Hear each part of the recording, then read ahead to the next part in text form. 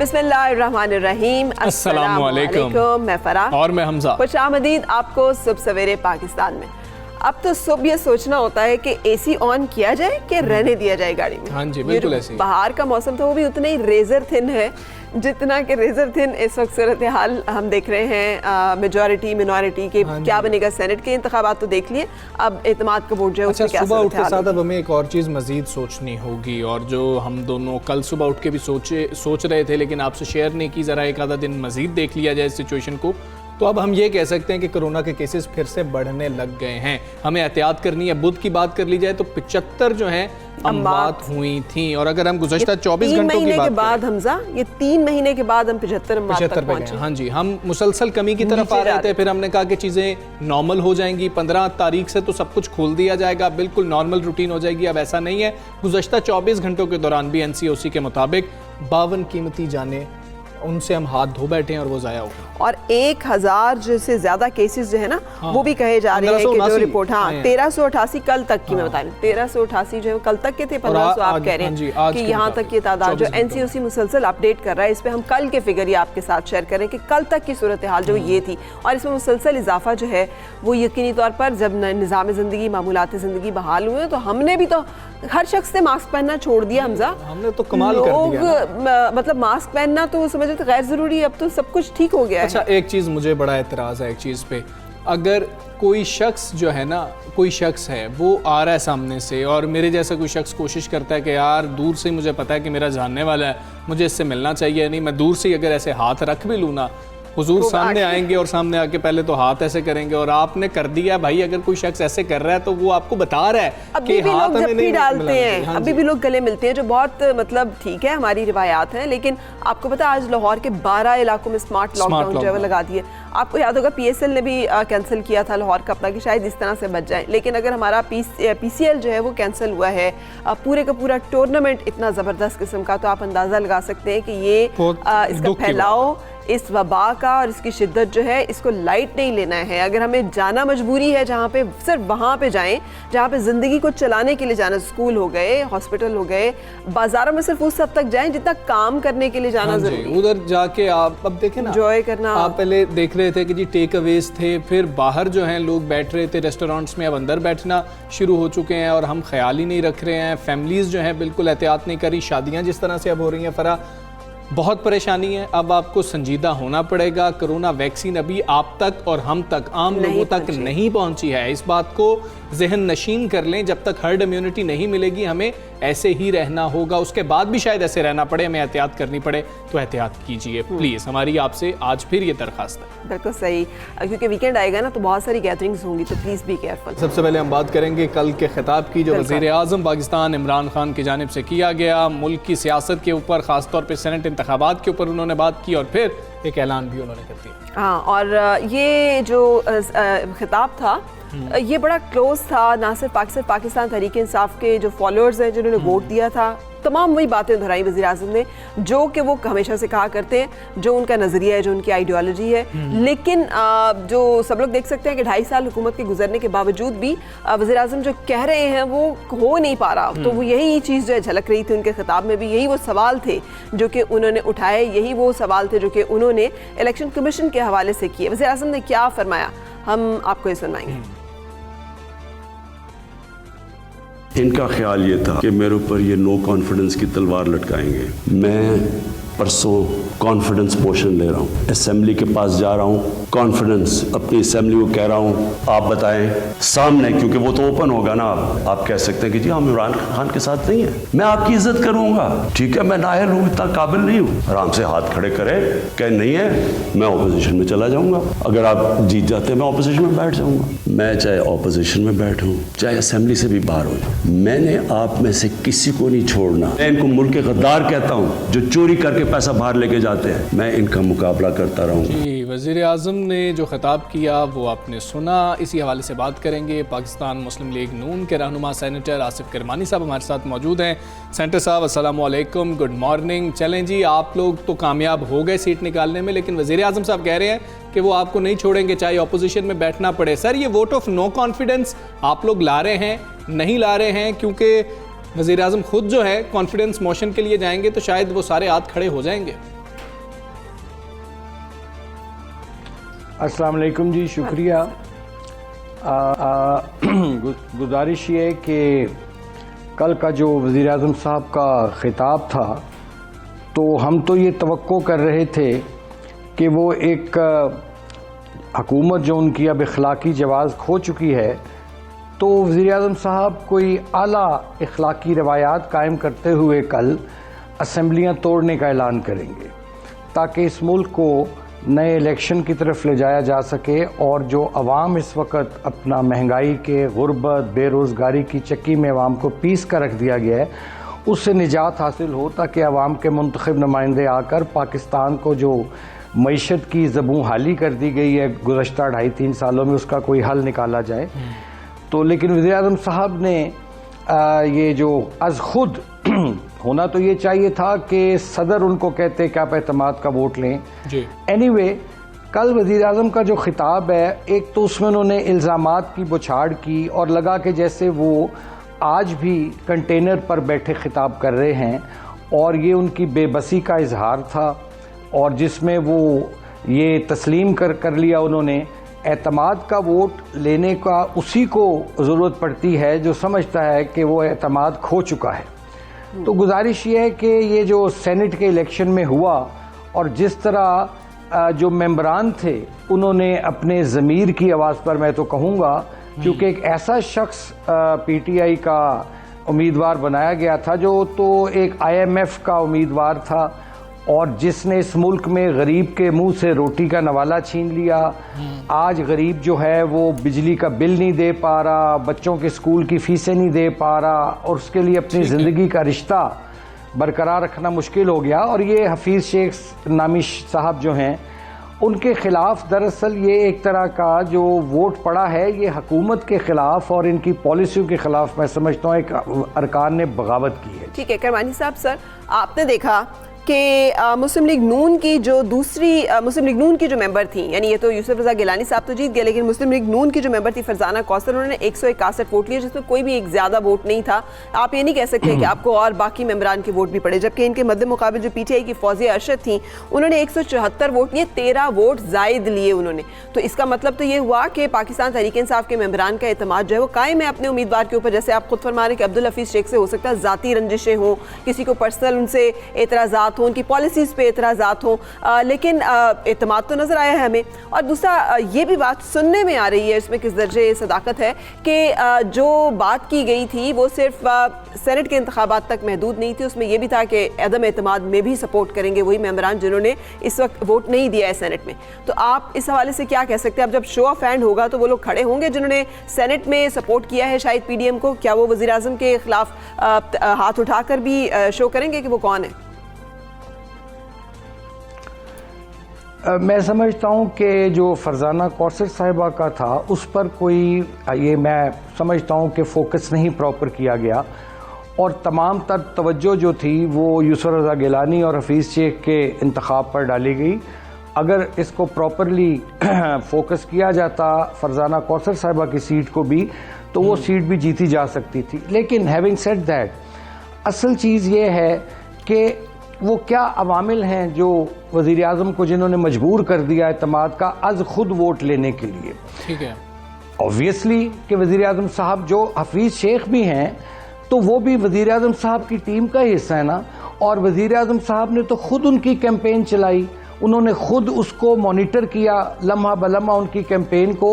तो ये दरअसल हफीज़ शेख के ख़िलाफ़ जो वोट है ये हुकूमत पर एक अदम एतमाद था खुला, जिसका मेंबर्स ने इजहार किया। और इसलिए कि मेंबर्स भी ये समझते हैं पार्लियामेंटेरियंस को, उन्होंने कल को अपने हलकों में जाना है और एक ऐसा शख्स जिसने IMF की तलवार से गरीब की गर्दन उड़ा दी पकड़ के, गरीब के बच्चों को भूखा मार दिया, इस मुल्क में एक महंगाई का सुनामी लाया जो शख्स, तो वो किसका उम्मीदवार था? वो इमरान खान साहब का उम्मीदवार था। इसलिए लोगों ने अपने आवाम के वोटर्स के गुस्से से बचने के लिए उसको वोट डाला। करेंगे मतलब ओपनली वज़ीर आज़म के खिलाफ अब जो एतमाद का वोट वो ले रहे हैं, उसमें आप कितने पुर एतमाद हैं? देखिए, मैं समझता हूं कि वज़ीर आज़म साहब जो हैं और उनकी हुकूमत जो है वो इखलाकी जवाज़ खो चुकी है। अब आप दबाव में लाकर लोगों को प्रेशराइज करके, चूंकि वज़ीर आज़म साहब ने तो देखे ना इलेक्शन कमीशन पे भी इल्ज़ामात लगाने शुरू कर दिए, इदारों को मुतनाज़ा बना रहे हैं वो।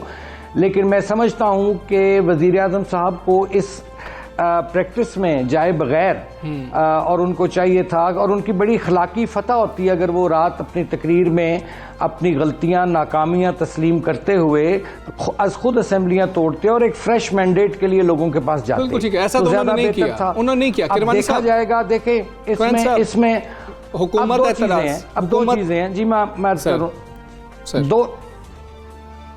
दो चीजें हैं। अदम एतमाद, या तो वज़ीर आज़म फारिग हो जाएंगे, या वो फिर अगर किसी तरह कोई दोस्त से, दबाव से, तरगीबात से किसी तरह वो उसको कामयाब हो भी जाते हैं, इखलाकी जवाब वो खो चुके हैं। और मेरा नहीं ख्याल कि आगे आने वाले दिन जो होंगे, अगर वो एतमाद का वोट लेने में कामयाब हो भी गए तो कोई स्मूथ सेलिंग नहीं मुझे नजर आ रही है, क्योंकि ये निज़ाम जो है जिसका वज़ीर आज़म साहब एक हिस्सा हैं, ये गरीब अवाम को, जिसके लिए कायदे आज़म ने ये मुल्क बनाया था, मिडिल क्लास को डिलीवर करने में नाकाम हो चुका है। ये मुझे निज़ाम चलता नजर नहीं आ रहा। क्योंकि किरमान साहब हमें ये बता दें कि कल भी हुकूमत यही बात कर रही थी, हर शख्स उनका ये बात कर रहा है, नून लीग को हासिल क्या हुआ? बात तो ठीक है, यूसुफ रज़ा गिलानी साहब जीत गए, नून लीग की उम्मीदवार हार गई। चेयरमैन सेनेट की बात आई तो बिलावल ने सबसे पहले आके, उन्होंने, बिलावल साहब ने खुद ही कह दिया कि वो भी यूसुफ रज़ा गिलानी साहब भी उम्मीदवार होंगे। क्या मुत्तफिक हो चुकी है नून लीग के यूसुफ रज़ा गिलानी साहब होंगे? और पंजाब की तहरीक अदम एतमाद का भी इंदिया बिलावल साहब ही देकर चले गए। कौन चला रहा है PDM को? देखिए, जो पीछे ये ज़िमनी इलेक्शन भी हुए हैं, चाहे वो डस्का का था, चाहे वो नौशेरा का था जो इनके घर में इलेक्शन हुआ PTI के, और चाहे वो वज़ीराबाद का इलेक्शन था। अब आवाम का ज़रा ट्रेंड देखें, मिजाज देखें आवाम का कि किधर जा रही है। आवाम का जो एक गमो गुस्से का इज़हार किया, और वहाँ तो हफीज़ शेख उम्मीदवार नहीं थे, वो तो PTI के कैंडिडेट्स को शिकस्त दी गई बुरी तरह। ये दरअसल आवाम जो हैं वो तंग आ चुके हैं। और जहाँ तक आपकी बात ये है कि PMLN को क्या मिला, तो PMLN का याद रखिए, जिन मेंबरान ने हफीज़ शेख को शिकस्त फाश से दोचार किया है उसमें 83-84 PMLN के मेंबरान हैं, और बाकी भी अपोजिशन ने मिलकर उनको जो शिकस्त दी है। ये बहुत बड़ी इखलाकी फतह है PDM की भी, मुस्लिम लीग नून की और दीगर जमातों की। रह गई जहाँ तक आपकी बात पंजाब की, तो अब पंजाब में भी देखें, लाहौर की मैं बात करता हूँ चूंकि मैं वहाँ का रहने वाला हूँ, कि लाहौर को तो ये लोग तो कूड़ा तक नहीं उठा पा रहे लाहौर से। और इतना जो लाहौर बागों का शहर था, जिसको शहबाज शरीफ ने एक नया एक मॉडर्न सिटी में कन्वर्ट किया दीगर शहरों की तरह, आज वो कचरा कुंडी बना के रख दिया इन्होंने उस शहर को। आज लाहौर में आप किसी भी सड़क से नाक पर रुमाल रखे बगैर नहीं गुजर सकते। क्या ये डिलीवरी है? क्या ये गवर्नेंस है? इसलिए हम समझते हैं कि चाहे पंजाब हो, चाहे मरकज हो, ये तमाम जगह, और चाहे KPK हो, PTI की गवर्नमेंट जो है उसके सिर्फ मैं अगर उसको डिस्क्राइब करूं तो मेरे लिए ये लफ्ज है फेलियर। तो पंजाब में सर तहरीक अदम एतमाद आ रही है कि नहीं आ रही है? सोचा भी जा रहा है कि नहीं सोचा जा रहा है? क्योंकि बिलावल साहब तो मेरा ख्याल है काफी पुरुमीद नजर आ रहे हैं जी। इस पर PDM के कायदीन की सरबराही इजलास आइंदा चंद रोज़ में मुतवक्को है, और मेरा ख्याल है, बल्कि मैं समझता हूँ कि इंशाअल्लाह ताला ये जो इनके जो फसील है या किला है, इसमें जो सुराख होगा वो पंजाब से ही इंशाअल्लाह ताला शुरू होगा जी। बिल्कुल सही, बहुत शुक्रिया। सिर्फ सेनेटर आसिफ करमानी हमारे साथ थे और अपडेट थे हमें मुस्लिम लीग नून का जो पॉइंट ऑफ व्यू है इस सारी सूरत हाल पे, सेनेट इंतखाबात, वज़ीर-ए-आज़म का खिताब, उनकी पॉलिसी, और जो उन्होंने आखिरी बात की है ना हमजा, यही असल बात है। इसलिए कि ये जो बातें हुई हैं सारी, उसमें जो अचानक पंजाब खामोश हो गया और सेटलमेंट होगी, तो वो सिर्फ सेनेट की हद तक खामोशी नहीं थी, उसमें ये भी तय हुआ था कि तहरीक अदम एतमाद जो है उसमें भी आप हमें सपोर्ट करेंगे। आप सोचने की बात ये है, आप जो है ना वो बड़े अहम हैं। बिलावल साहब जो है ना वो ही आके अनाउंसमेंट्स कर रहे हैं, ये अनाउंसमेंट और किसी तरफ से नहीं आ रही है। उन्होंने सबसे पहले आती कह दिया यूसुफ ज़गलानी साहब के हवाले से भी। खैर बहुत सारी मानते हैं जो पेंडिंग है और वो मानते जो हैं वो लटाई जानी है। अच्छा, और उसके साथ एक खास मामला फराह, कल वज़ीर-ए-आज़म के खिताब का हिस्सा इलेक्शन कमीशन के ऊपर जो था, उसके ऊपर सबसे ज्यादा बात हो रही है और इलेक्शन कमीशन ने उस पर नोटिस भी लिया। वज़ीर-ए-आज़म ने क्या तनकीद की इलेक्शन कमीशन पे, वो हम आपको सुनाते हैं। इलेक्शन कमीशन आपका बहुत बड़ा रोल है। आपकी सबसे बड़ी जिम्मेदारी साफ और शफाफ इलेक्शन है। ये आपकी आईनी जिम्मेदारी है। पहले तो मुझे ये नहीं समझ आई कि आपने अदालत में क्यों जाके कहा कि जी खुफिया बैलेट होनी चाहिए। फिर जब आपको सुप्रीम कोर्ट ने मौका दिया, क्या उन्होंने आपको कहा कि हाँ उस दिन सीक्रेट बैलेट करवा लो, लेकिन उसके बाद उनकी आइडेंटिफिकेशन रखो बैलेट की कि हम मसलन आज पता चलवाना चाहते हैं जी हमारे 15-16 लोग जो बिके हैं, मैं वर्ड यूज कर रहा हूं, बिके हैं, हमें पता तो चले वो कौन है। आपने उन मुजरिमों को भी बचा लिया ये सीक्रेट बैलेट करवा के। आपने हमारी जमहूरियत को नुकसान पहुंचाया है। सारे मुल्क के सामने पैसे चल रहे हैं। क्या वजह थी कि आप 1500 बैलेट्स के ऊपर कोई एक बार कोडिंग नहीं कर सकते थे? आपने तो पूरी तरह एक मौका दिया मुल्क की जमहूरियत को डिस्क्रेडिट करने के लिए। मैं आपसे सवाल पूछता हूं कि आज क्या हमारी जमहूरियत ऊपर गई है, नीचे गई है? जो आपने मुल्क की मोरालिटी, अखलाकियात को नुकसान पहुंचाया है कि ये जो ओपन हॉर्स ट्रेडिंग हो रही है, क्या इससे फर्क मुझे बताएं। बिल्कुल सही। सो इस हवाले से आज एक अहम इजलास भी तलब कर लिया गया है इलेक्शन कमीशन में, जहाँ पे वज़ीर-ए-आज़म ने ये जो तमाम गुफ्तगू की है इसके ऊपर मुशावरत की जा रही है और अपना लाएअमल और अपनी बातें जो है वो तय की जाएंगी। इलेक्शन कमीशन के में अहम इजलास जारी है, जब हम ये बातचीत करेंगे साबिक सेक्रेटरी इलेक्शन कमीशन कुंवर दिलशाद साहब से। अस्सलाम वालेकुम कुंवर दिलशाद साहब, ये फरमाइएगा कि वज़ीर-ए-आज़म की तरफ से इलेक्शन कमीशन पर तनकीद एक बहुत, जिसे कहना चाहिए ना, अहम बात है। ये एक बड़ी खिलाफ तवक्को सूरत हाल है। ये तनकीद बजा है या अपने इलेक्शन हारने की वजह से वो तनकीद कर रहे हैं? असूली तौर पर वज़ीर-ए-आज़म पाकिस्तान जो है वो ज़ाहिर है पाकिस्तान की चीफ है। तमाम इदारों के वो जो आईनी इदारे हैं उनके वो सरपरस्त आला है। उन्होंने जो चीफ इलेक्शन कमिश्नर या इलेक्शन कमीशन पाकिस्तान पर जिस अंदाज से तनकीद की है वो आइन और कानून की रूह के खिलाफ। सबसे पहले यह बात यह है कि जैसे कि हमें तमाम प्रोसीडिंग पड़ी है सुप्रीम कोर्ट ऑफ पाकिस्तान में, जहां इलेक्शन कमीशन ऑफ पाकिस्तान ने अपना ये मौक़िफ़ पेश किया था।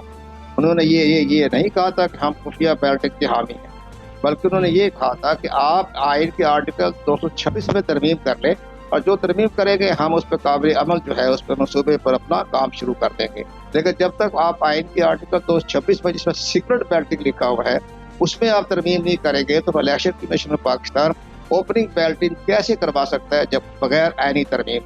तो उन्होंने ये जवाब दाखिल करवाया था। अब मामला ये होता है कि चूँकि प्राइम मिनिस्टर बहुत बिजी हैं इंटरनेशनल लेवल पर, नेशनल लेवल पर भी, तो उन्होंने सारी प्रोसीडिंग नहीं पढ़ी और जो उनके एडवाइज़र हैं, आईनी माहिरीन हैं, उन्होंने भी प्राइम मिनिस्टर साहब को सही तरीके से ब्रीफ नहीं किया, उनको मुकदमा अपडेट नहीं किया। तो ये सारी मामला जो है वो लैक ऑफ कम्युनिकेशन का नजर आ रहा है। तो प्राइम मिनिस्टर साहब जो हैं उनको हकाइक का पता नहीं लगा। अब चूंकि इलेक्शन कमीशन ने अपना इजलास तलब कर लिया है, इसके दो पहलू। अब अगर वो इलेक्शन कमीशन ऑफ पाकिस्तान के साथ बहाजराई करना चाहते हैं तो इलेक्शन कमीशन ऑफ पाकिस्तान के पास वही इख्तियारात हैं जो चीफ जस्टिस ऑफ पाकिस्तान के पास। अब अगर चीफ जस्टिस ऑफ पाकिस्तान जब जैसे सज्जाद अली शाह के ज़माने में वो चीफ जस्टिस थे, जो नवाज शरीफ ने उनके साथ बहाजराई की तो उन्होंने चीफ जस्टिस पाकिस्तान ने आर्मी चीफ को खत लिख दिया आर्टिकल 190 के तहत कि मेरा इदारा खतरे पड़ चुका है। तो कितना तक के अंदर आईनी और कानूनी बुरान पैदा हुआ। अब अगर प्राइम मिनिस्टर साहब इसी तरह का बुरान पैदा करना चाहते हैं तो फिर इलेक्शन कमीशन पाकिस्तान के पास मुकम्मल इख्तियारात है। वो आर्टिकल 220 के तहत आर्मी चीफ को भी रेफर भिजवा सकते हैं कि जनाब हमारा इदारा खतरे पड़ गया है। तो ये सारी चीजें जो है प्राइम मिनिस्टर साहब के जो एडवाइजर बैठे हुए हैं उनको सही तरीके से गाइड नहीं कर रहे। प्राइम मिनिस्टर साहब का एक और बड़ी अहम बात यह है कि चीफ इलेक्शन कमीशन की अपॉइंटमेंट के लिए जो नाम दिया, नामजदगी दी, वो तो ऑनरेबल प्राइम मिनिस्टर साहब ने दिया। प्राइम मिनिस्टर साहब ने जब उनका नाम दिया चीफ इलेक्शन कमीशनर के लिए पार्लिमानी कमेटी को, तो लीडर ऑफ द अपोजिशन ने तस्दीक कर दी। तो जी कुंवर दिलशाद साहब, मामला ये है कि जो वज़ीर आज़म साहब इलेक्शन से पहले बात कर रहे थे वो सब कुछ हुआ, हमारे सामने एक वीडियो भी आई थी। उस वीडियो के हवाले से जब लतीफ़ खोसा साहब से कल हमने बात की, उन्होंने कहा कि यूसुफ रज़ा गिलानी तो बिल्कुल ख़तरे में ही नहीं है, क्योंकि वो कैंडिडेट नहीं है जिसकी वीडियो वायरल हुई है, वो उनका बेटा है। यूसुफ रज़ा गिलानी पे तो कोई फ़र्क ही नहीं पड़ेगा। आप क्या समझते हैं, जब इलेक्शन कमीशन तहकीकात कर रहा होगा वाकई यूसुफ रज़ा गिलानी फ्री होंगे? नहीं, लतीफ़ खोसा साहब ज़ाहिर है वो पार्टी के नुमाइंदे हैं, उन्होंने अपनी पार्टी के मफादात को सामने रख के बात की है। वो जो आइडियो वीडियो आई है सैयद अली हज़रत गिलानी की, और उन्होंने तस्लीम भी कर लिया है, तो इलेक्शन कमीशन पाकिस्तान के पास तो वो इलेक्शन के दूसरे दिन ही गई है ना आइडियो वीडियो, एक दिन पहले रात को 11 बजे। अब वो इसके बाद ज़ाहिर है कि उस पर इलेक्शन कमीशन इंक्वायरी करनी है, इन्वेस्टिगेशन करनी है, FI की खिदमत हासिल करनी है, वो सारी चीज़ें जो हैं देखने के बाद फराजंक होगा, देखने के बाद इलेक्शन कमीशन पर कार्रवाई करने का मजाज है। और हमारी नज़र में वो आइडियो वीडियो जो है वो बिल्कुल गलत, वो बिल्कुल सही काम नहीं किया उसने अली हज़रत गिलानी ने, और इलेक्शन कमीशन पाकिस्तान जो है उस पर एक्शन लेने का मजाज है। उनको कानून के मुताबिक बाकायदा करप्ट प्रैक्टिस के ज़िम्मे में आता है तो सज़ा भी हो सकती है। उनका केस जो है वो डिस्ट्रिक्ट सेशन जज को भिजवाया जा सकता है। वो सारा इलेक्शन कमीशन पाकिस्तान कार्रवाई करने का मजाज है। लेकिन एक सबसे बड़ी अहम बात है कि जब पेशावर के जो वीडियो आई जिस पर प्राइम मिनिस्टर साहब ने तमाम खुल के इज़हार किया कि देखिए ये मेरे पैसे तकसीम हो रहे हैं, कैसे हो रहा है, उस पर तो उन्होंने प्राइम मिनिस्टर पाकिस्तान ने इलेक्शन कमीशन पाकिस्तान को कानून के मुताबिक दी, वो आइडियो वीडियो भिजवाई। उसके लिए फवाद चौधरी के सरबराही में एक कमेटी बना दी। तो पार्लिमानी कमेटी का क्या काम था उस पर इंक्वायरी करने का? वो तो इंक्वायरी इलेक्शन कमीशन पाकिस्तान ही करनी थी, उन्होंने रेफरेंस ही नहीं भेजा। अब ये बताइए कि दो आप चेहरे क्यों दिखा रहे हैं? अब प्राइम मिनिस्टर साहब जो आइडियो वीडियो की बात कर रहे हैं, तो हम ये कहना चाहते हैं जनाब, वो अगर आइडियो वीडियो जो थी पेशावर वाली नहीं, एक तरफ सर आप कह रहे हैं कि इलेक्शन कमीशन के पास चीफ जस्टिस वाले इख्तियारात आ जाते हैं एक मौके पे जाके, तो फिर खुद से भी तो तहकीकात की जा सकती है। इलेक्शन कमीशन फिर सुस्त रवि का शिकार क्यों है? नहीं, इंक्वायरी तो करेगा ना। इख्तियार ये थोड़ा होता है कि आपने इधर बटन दबाया इख्तियार सामने आ गए, उसके तमाम इदारों की खिदमत हासिल वो करेगा ना। चीफ जस्टिस ने इस पे सुप्रीम कोर्ट के रिमार्क्स आए थे, उन्होंने कहा था कि अगर ये वीडियो 2.5 साल से मौजूद है तो 2.5 साल से सामने क्यों नहीं लाई गई, और इसके साथ ही उन्होंने इस वीडियो को जो है ना वो उसके मामला साइड पे कर दिया था। लेकिन ये बताइएगा कि वज़ीर आज़म ने 2 बड़ी अहम बातें की हैं। उन्होंने कहा है कि सुप्रीम कोर्ट में इलेक्शन कमीशन ने क्यों कहा कि इलेक्शन खुफिया होने चाहिए, नंबर 1। नंबर 2, उन्होंने कहा कि 1500 बैलेट पेपर क्या बारकोड के साथ नहीं शाया किया जा सकते थे। ये 2 उनके मेजर सवालात थे, ये 2 उनकी जिसे कहना चाहिए ना बुनियादी बातें हैं। तो क्या इलेक्शन कमीशन के पास इन 2 क्यों का जवाब मौजूद है? जवाब मौजूद है, जवाब हम भी दे देते हैं ना। इलेक्शन कमीशन जवाब आज देगा ना। पहली बात यह है कि इलेक्शन कमीशन ऑफ पाकिस्तान ने सुप्रीम कोर्ट ऑफ पाकिस्तान में ये नहीं कहा कि हम खुफिया बैलेटिंग के हामी हैं। उन्होंने ये बयान पढ़ लेना, उनका स्टेटमेंट जो है सरकारी स्टेटमेंट जो है, उसमें ये कहा था जनाब हमें आइन के आर्टिकल 226 में हम तरमीम करते तो हम उसके मुताबिक कार्रवाई कर लेते हैं। उन्होंने ये कब कहा था कि हम खुफिया बैलेटिंग के हामी हैं? नंबर 1 बिल्कुल नहीं कहा प्राइम मिनिस्टर को, ये गलत बयानी से बात। उनके दोस्तों ने, एडवाइजरों ने प्राइम मिनिस्टर को गलत एडवाइस किया, उन्होंने नहीं कहा। स्टेटमेंट मौजूद है, सरकारी स्टेटमेंट है सुप्रीम कोर्ट में। Number 2, supreme court of Pakistan ने ये जो कह रहे हैं कि जी 1500 बैलेट बारकोड लगा दो, तो बारकोड लगाने के इख्तियार किसके पास? बैलेट पेपर पर कामा दुरुस्त नहीं कर सकते, आप फुल स्टॉप नहीं लगा सकते, इजाजत ही नहीं है कानून के अंदर। इसके लिए आपके लिए एक्ट मंजूरी लेनी पड़ेगी, रूल तब्दील करना पड़ेगा। रूल के लिए आपको बाकायदा एक तरीकाकार होता है कि किस तरह रूल तब्दील किया जाता है। बिल्कुल ठीक है, आईनी तरमीम चाहिए होगी। बहुत शुक्रिया आपका कुंवर दिलशाद साहब। आप सबसे पहले पाकिस्तान से बात कर रहे थे और उनका ये कहना है कि ये कुछ मामला ठीक नहीं है जिस तरह से तनकीद की गई है और आईनी बहरान पैदा हो सकता है, इसका खदशा भी जाहिर किया। बिल्कुल, इस वक्त हम एक ब्रेक के लिए रुकेंगे और ब्रेक के बाद फिर मिलते हैं। Stay with us.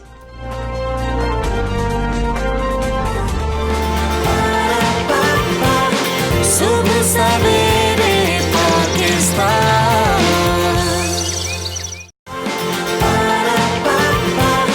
सुबह सवेरे पाकिस्तान।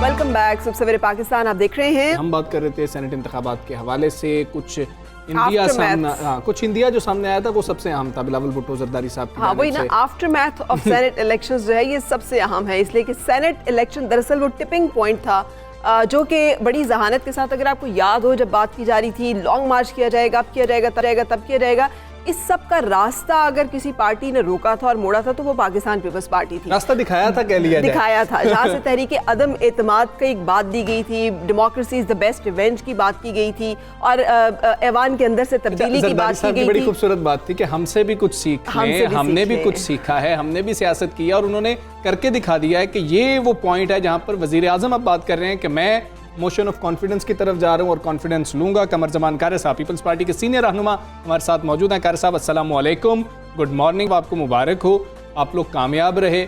ये कह दीजिएगा कि वजीर आजम खुद जा रहे हैं कॉन्फिडेंस मोशन की तरफ, तो एक कन्फ्यूजन है, उसको क्लियर कर दें। क्या फिर उसके बाद 6 महीने तक वोट ऑफ नो कॉन्फिडेंस नहीं आ सकता अपोजिशन की जानिब से, या ऐसी कोई बंदिश नहीं है? जी बिस्मिल्लाहिर्रहमानिर्रहीम, बहुत शुक्रिया आपका और खैर मुबारक। वज़ीर आज़म साहब जो कुछ कर रहे हैं, पहले नंबर पे तो ये हुआ कि उनकी शिकस्त के बाद उन्होंने तस्लीम कर लिया कि मैं एतमाद हो चुका हूँ। उन्होंने अपनी पार्लिमानी पार्टी में कहा और मीडिया पे चला कि ये अब्दुल हफीज शेख पे अदम एतमाद नहीं है, फाइनेंस मिनिस्टर पे अदम एतमाद नहीं है, ये हमारी हुकूमत पे अदम एतमाद, इसको उन्होंने तस्लीम किया। दूसरा, सदर ममलिकत ने ये समझ लिया, उनको यकीन हो गया कि हुकूमत अक्सरियत खो चुकी है, लिहाजा उन्होंने एतमाद का वोट का कहा। इस एतमाद के वोट की कोई जरूरत नहीं है। खान साहब तो बड़े बुलंद बांग दावे करते थे कि अगर मेरे खिलाफ लोग खड़े हो गए और मेरे खिलाफ अक्सरियत हो गई तो मैं उसी वक्त छोड़ दूंगा। अब पता नहीं उनको क्यों हाथ पांव मारने पड़ गए। और तीसरी गुजारिश यह है कि कल उन्होंने अपनी तकरीर में, वैसे तो वो तकरीर वही थी जो कंटेनर पे खड़े होकर वो करते हैं और वही तकरीर की हमेशा रहती है, वो कहीं साइंस एंड टेक्नोलॉजी की बातें करने भी जाएं तो अपोजिशन को गालियां देना नहीं भूलते। लेकिन उन्होंने फिर कहा कि 16 लोग बिक गए, तो क्या उन्हीं 16 लोगों को बशमूल 16 के फिर उनसे एतमाद का वोट लेने जा रहे हैं? क्या करने जा रहे हैं वज़ीर आज़म साहब, समझ नहीं है। अब उनको जिन हालात का वो शिकार हैं, उनको चाहिए कि वो अपने किए हुए किसी वादे से यू टर्न ना लें, और बल्कि उससे किसी एक दफा तो अपने वादे पे पूरा कर दे। और उनको चाहिए कि वो वोट ऑफ कॉन्फिडेंस ये तो एक बात महज बहाना होगा। रही बात की क्या इसके बाद अदम एतमाद हो सकता है? हाँ, अदम एतमाद हो तो उसके बाद 6 महीने तक दोबारा अदम एतमाद नहीं हो सकता। एतमाद के वोट तो वज़ीर आज़म किसी वक्त भी लूज कर सकता है, हाउस का कॉन्फिडेंस, और उनके खिलाफ अदम एतमाद आ सकता है। अदम एतमाद के वोट के बाद वो शिक खत्म नहीं होती। ये वो कोशिश कर रहे हैं कि मेंबरान सामने खड़े होकर वो अपोज नहीं करेंगे, हालांकि इससे ज्यादा लोग उनसे तंग हैं। अच्छा, उनका ख्याल ये है कि हुकूमत ताकत में होती है, लोग उनके सामने खड़े नहीं होंगे। अच्छा, लिहाजा वो वोट ऑफ कॉन्फिडेंस लेके तो ये कहेंगे देखिए जी हाउस तो मेरे साथ है।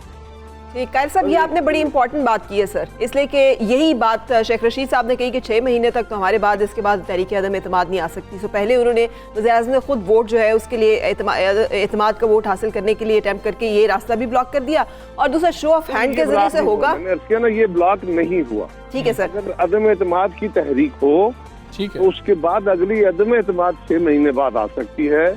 अगर एतमाद का वोट वज़ीर आज़म लेते हैं तो टेक्निकली ये 2 अलग अलग ठीक है, इसके लिए कोई बार नहीं। ठीक है, दूसरी बात उन्होंने ये की कि हाथ उठा के कौन हमारे खिलाफ जाएगा, वज़ीर आज़म ने इसीलिए शो ऑफ हैंड की बात की। और जो तीसरी अहम बात है सर वो ये, पिछले सेनेट इंतखाबात में पाकिस्तान पीपल्स पार्टी ने सादिक संजरानी को सपोर्ट किया था, तो इस दफ़ा भी उन्होंने, जब आपने कहा है कि यूसुफ गिलानी हमारे कैंडिडेट होंगे चेयरमैन सेनेट के लिए, तो उन्होंने सादिक संजरानी खड़ा किया। क्या आपके ख्याल में इस तरह से बहुत सारे लोग जो हैं उनकी वफादारियाँ डिवाइड हो सकती हैं, और चेयरमैन सेनेट के इंतखाबात जो हैं उसके लिए किस दर्जे पर उम्मीद है आप, और आफ्टर मैच जो है सेनेट इंतखाबात का अब वो क्या है, आपके नज़दीक क्या सूरत हाल बन रही है? देखिए, PDM की सरबराही की मीटिंग होगी। हमारी सजेशन है कि यूसुफ गिलानी साहब ने एक बड़ा मार्का सर किया है, और वो एक साबिक वज़ीर आज़म है, एक बड़ा कदकाठ है। लिहाजा हमें तवक्को है कि और उम्मीद है कि उनको PDM के सारी जमातें सपोर्ट करने का ऐलान करेंगी, उनका मुश्तरका कैंडिडेट होंगे वो। ठीक है। और गिलानी साहब की सूरत में मार्का तो हर एक ही मुश्किल होता है, लेकिन गिलानी साहब ने इससे मुश्किल मरहला तय कर लिया, तो ये कोई बड़ा मरहला नहीं होगा। और सादिक संजरानी साहब जिस तरह उम्मीदवार बना करते हैं वो आपके इल्म में ही है, लेकिन इंशाल्लाह मुझे तवक्को है कि हम सेनेट के चेयरमैन का मरहला भी बड़ी कामयाबी से तय करें। अरे सर, सिर्फ एक छोटी सी बात, क्या ये तय हो गया है कि नून लीग जो है वो अब सेकंड टियर पे रहेगी, लीड जो है वो पाकिस्तान पीपल्स पार्टी करेगी? देखिए, ना कोई सेकंड टियर पे है, ना कोई थर्ड टियर पे है, ना कोई लीडरशिप पे है। ये हम सारी जमातें एज इक्वल मूव करते हैं। सरबराही पीडीएम की जो है वो फिलहाल मौलाना फजल रहमान साहब के पास है और फैसले सारे कंसेंसस से होते हैं। यहाँ अथॉरिटी उस तरह नहीं है जिस तरह कोई एडमिनिस्ट्रेटिव फोर्स की सरबराही हो। ये ऑल इक्वल्स बैठ के फैसले करते हैं। हाँ, एक बंदे को तो आप यकीनन वो कंडक्ट करता है, वो चीजों को मैनेज करता है, वो उस सारी मीटिंग्स को कन्वीन करता है। तो ये सरबराही जो होती है ये कलामती स्टाइल की होती है, ये कोई एडमिनिस्ट्रेटिव भी या जिस तरह वजीर आजम सरबराह हुकूमत होता है कोई इस तरह सरबराह नहीं होते। बिल्कुल ठीक है, बिल्कुल ठीक है। कमर ज़मान खैरा साहब, बहुत शुक्रिया। सदर पीपल्स पार्टी पंजाब अपडेट कर रहे थे हमें। पंजाब भी मार्का है पहला, और पंजाब ही मेन मार्का है, और वो देखना पड़ेगा। और चेयरमैन सेनेट के लिए वो तो बिल्कुल चाह रहे हैं। जिस तरह देखें, आसिफ अली जरदारी साहब ने कहा था अभी तो फैसला ही नहीं हुआ, बिलावल साहब 2 दफ़ा कह चुके हैं कि हमारे वो ही हैं, और कारे साहब भी कह रहे हैं कि जी आहिस्ता आहिस्ता फैसला हो जाएगा, पीडीएम के पास ही चलेंगे। जी, लेकिन चले आगे चलते हैं। एक बहुत अहम डेवलपमेंट, जब बात हुई थी ना ये कि ज़िंदगी को एनसीओसी का ये फैसला था जिसे हम सब ने बड़ा वार्मली वेलकम किया, क्योंकि पूरा मुल्क इस चीज़ का मुंतज़िर था कि मईशत की बहाली हो, ज़िंदगी की बहाली हो। सवाल मैंने उस वक्त फिर भी ये किया था कि बाकी लोगों ने तो हर्ड इम्यूनिटी हासिल कर ली है, वो तो वैक्सीन लगा रहे हैं और उसके बाद वो चीज़ों को ओपन कर रहे हैं। भी लगा चुके हैं। हमने तो अभी वैक्सीन जो है वो रोल आउट सीने हमारे शुरू हुए, हार्डली अभी तो हमारे जो कहना चाहिए जो हमारे फ्रंट लाइन वर्कर्स हैं उनकी वैक्सीनेशन मुकम्मल नहीं हुई, सीनियर सिटीजन्स की अब आके शुरू हुई हैं। तो हमारे यहाँ पे तो लोगों को वैसे भी एहतियात की आदत ही नहीं है, क्या होगा। और वही हुआ थर्ड वेव जिसका खतरा महसूस किया जा रहा था, अब वो हमें नजर आ रहा है। अल्लाह ना करे कि इसमें कोई रियलिटी हो, अल्लाह करे कि ये हमारा वहम ही हो। फरा लोगों को पता है, लोग कल से इतने दुखी हैं। आप सोशल मीडिया भी देखें तो पीएसएल जो है वो हमें मुलतवी करना पड़ गया ना, लीग मुलतवी करनी पड़ गई है, और ये अभी तक मुलतवी है। हम ब्रैकेट्स ढूंढ रहे होंगे, विंडोज ढूंढ रहे होंगे कि शायद हम मई में करवा लें जब जिम्बाब्वे के बाद आ रहे हों, चाहे सितंबर में चले जाएं या फिर हमें दिसंबर में जाना पड़े, लेकिन विंडो ना मिली तो क्या करेंगे। हाँ, अगर आपको याद हो तो लाइव सेशन के दौरान ही मैंने बता दिया था कि गैर मुल्की प्लेयर्स वापस जा रहे हैं और जो है गैर मुअय्यना मुद्दत के लिए मुलतवी किया जा रहा है। क्रिश्चियन ने तो पहले कह दिया उस वक्त ये बातें होना शुरू हो गई थी, इसलिए कि अभी अगर आप देखें ना तो जो हमजा बातें सामने आई वो बड़ी हैरान कुन। वसीम खान ने कहा है, जो हमारे सामने इस वक्त स्क्रीन पर नजर भी आ रहा है, उन्होंने सेल्फीज दिखाई हैं कि ये देखें ये फैंस के साथ जो है सेल्फीज ली जा रही हैं ओपनली। शादियां हो रही थी उस वेन्यू में जहाँ पे प्लेयर्स ठहरे हुए थे, और फिर उसके साथ साथ बायोसिक्योर बबल था, क्या इसका नाम ही था। इंज़मामुल हक ने तो यहाँ तक कह दिया कि प्लेयर्स अपनी मर्जी से आ रहे थे और जा रहे थे। अगर ये सब कुछ हो रहा था तो क्यों इनको नजरअंदाज किया गया? वही लाहौर कलंदर्स की जानिब से ये कह दिया गया। अब आप देखें ना कि जैसे फ्रेंचाइज मालिकान वहाँ पर मौजूद थे तो वो ये बात कर रहे हैं कि जी पीसीबी की वजह से ये सब हो गया। अब्दुल माजिद भट्टी साहब हमारे साथ मौजूद हैं, सीनियर स्पोर्ट्स एनालिस्ट हैं, बात करेंगे। भट्टी साहब अस्सलाम वालेकुम, गुड मॉर्निंग। बहुत अफसोस की खबर है, हम सारे जो हैं बहुत दुखी हैं। ये हुआ क्या, आप क्या समझते हैं, वाकई सिर्फ पीसीबी की गलती है? जी वालेकुम अस्सलाम हमजा और फरा, और आपको भी सुबह खैर। लेकिन आज सुबह कोई हम अच्छी चीज आपसे शेयर नहीं कर रहे। जिस तरह आप बता रहे हैं कि पूरा मुल्क अफसरदा है, हम भी अफसरदा हैं। एक ऐसा मेला जो 22 मार्च तक के लिए सजा था, लेकिन अचानक 4 मार्च जो है वो हमें दुख दे गई और ये टूर्नामेंट खत्म हो गया। देखें, पाकिस्तान का जो मीडिया था वो पिछले 11-12 दिन से मुख्तलिफ जो बदइंतजामी के वाकयात थे उनको रिपोर्ट कर रहा था। कहीं वो मीडिया बता रहा था कि शादियां हो रही हैं, जिन लिफ्ट में प्लेयर होटल्स में ऊपर नीचे जा रहे थे वो आम लोग भी इस्तेमाल कर रहे थे। कल मैं प्रेस कॉन्फ्रेंस में मौजूद था, वसीम खान को सेल्फी दिखाई गई ऑस्ट्रेलियन खिलाड़ी क्रिस लिन की, जो लिफ्ट के बाहर वो सेल्फी बनाई गई। बेसिकली ये बायोसिक्योर बबल, जिसको नाम तो बायोसिक्योर बबल का दिया गया, ये अनसिक्योर बबल था जो 4 मार्च को फट गया। तो मेरे ख्याल में इसमें प्लेयर बहुत ज्यादा जिम्मेदार है। जाहिर है वो स्टेक होल्डर, वो भी स्टेक होल्डर है, लेकिन जिन लोगों की जी भट्टी साहब, क्या हम डिल्यूजनल थे मतलब ये हमारा एक मुल्क की इमेज का सवाल है। हमने सब लोगों को ये गारंटी दे के बुलवाया था कि हम तो बड़ा biosecure bubble and protocols and हिफाजती इकदाम, so why were we so careless about it. ये तो एक ये अवामी सतह की तो बात नहीं है, कुछ ग्रो जथा तो नहीं था कि जो ऑर्गेनाइज नहीं हो सका। ये तो डिसिप्लिन इदारा है जिसने ऑर्गेनाइज किया हुआ था एक event. How it ended up in such an disorganised manner? देखिए, जिन लोगों की जिम्मेदारी थी, पाकिस्तान क्रिकेट बोर्ड की जिम्मेदारी थी, पाकिस्तान क्रिकेट बोर्ड उन एसओपीज पर अमल दरामद करवाने में नाकाम रहा। बल्कि कल मुझे ये भी पता चला कि एक बहुत बड़े पाकिस्तान के क्रिकेटर हैं, उन्होंने घर से खाना मंगवाया पाकिस्तान टीम के उस होटल में। अच्छा। तो सिक्योरिटी वालों ने और पाकिस्तान क्रिकेट बोर्ड ने कहा कि नहीं जी, बाहर से खाना नहीं आ सकता।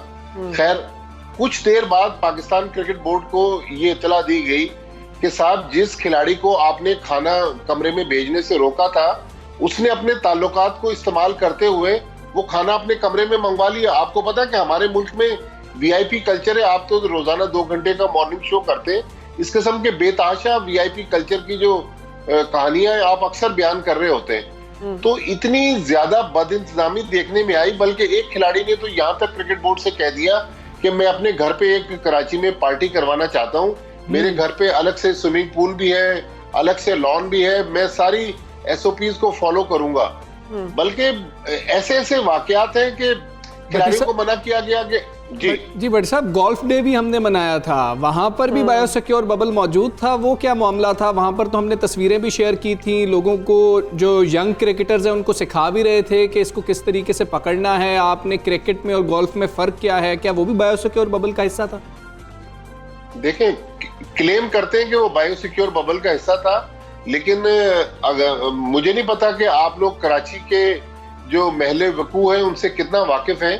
ये जो 5 स्टार होटल है, ये हमारा जो रेड जोन है कराची का, जहाँ चीफ मिनिस्टर हाउस है डॉक्टर जियाउद्दीन रोड पर, वहां पर है। और भी ये जो गोल्फ कोर्स है, ये डिफेंस हाउसिंग अथॉरिटी में, जहाँ मोइन खान क्रिकेट एकेडमी है और हमारा कराची गोल्फ क्लब है, ये वहां पर गोल्फ खेलने गए और बिल्कुल वहां भी कोई एसओपीज को फॉलो नहीं किया गया। फिर ग्राउंड के अंदर, हालांकि चले वो खुली जगह थी, लेकिन ग्राउंड के अंदर जिस तरह लोग मिल रहे थे, अब देखे ना, ग्राउंड स्टाफ के तकरीबन 35-40 लोग होते हैं। वो विकेटें भी लगाते हैं, ग्राउंड पर घास भी काट रहे हैं, बाउंड्री लाइन पर भी मुख्तलिफ काम कर रहे हैं। रात को वो घर चले जाते थे और सुबह वो दोबारा वापस आ जाते थे।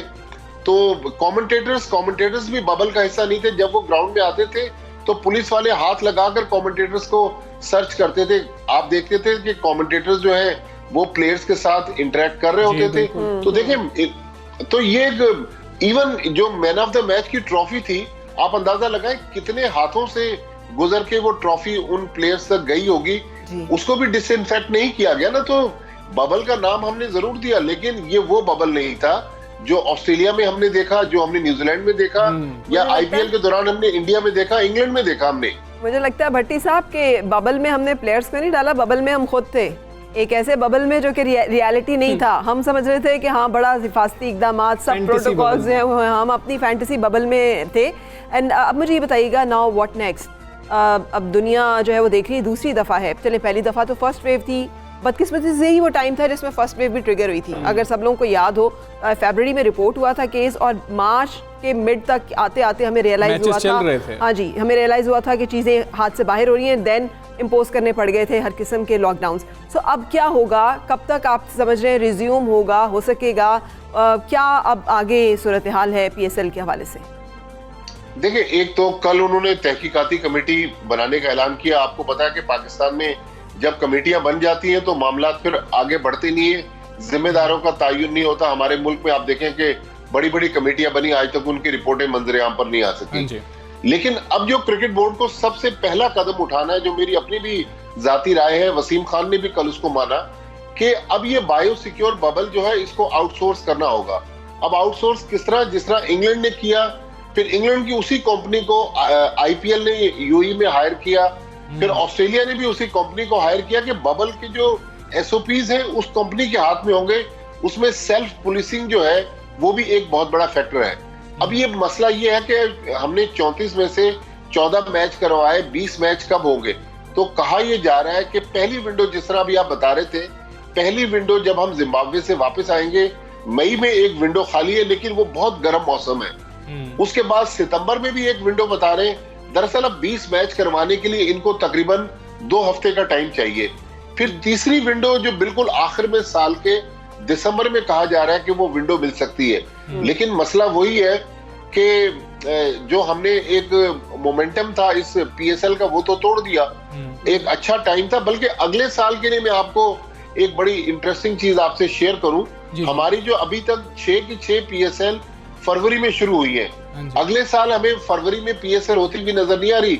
मैं पीएसएल 7 की बात कर रहा हूं। उसकी वजह यह है कि फरवरी 2022 में ऑस्ट्रेलिया ने पाकिस्तान आना है और ऑस्ट्रेलिया ने पाकिस्तान को क्लियर कट कह दिया कि 2022 फरवरी में आप अपनी पीएसएल को या पहले कर लें या बाद में कर लें, क्योंकि हमने तो उसी टाइम पर पाकिस्तान आना है। तो ये भी एक पाकिस्तान क्रिकेट बोर्ड के लिए मसला है।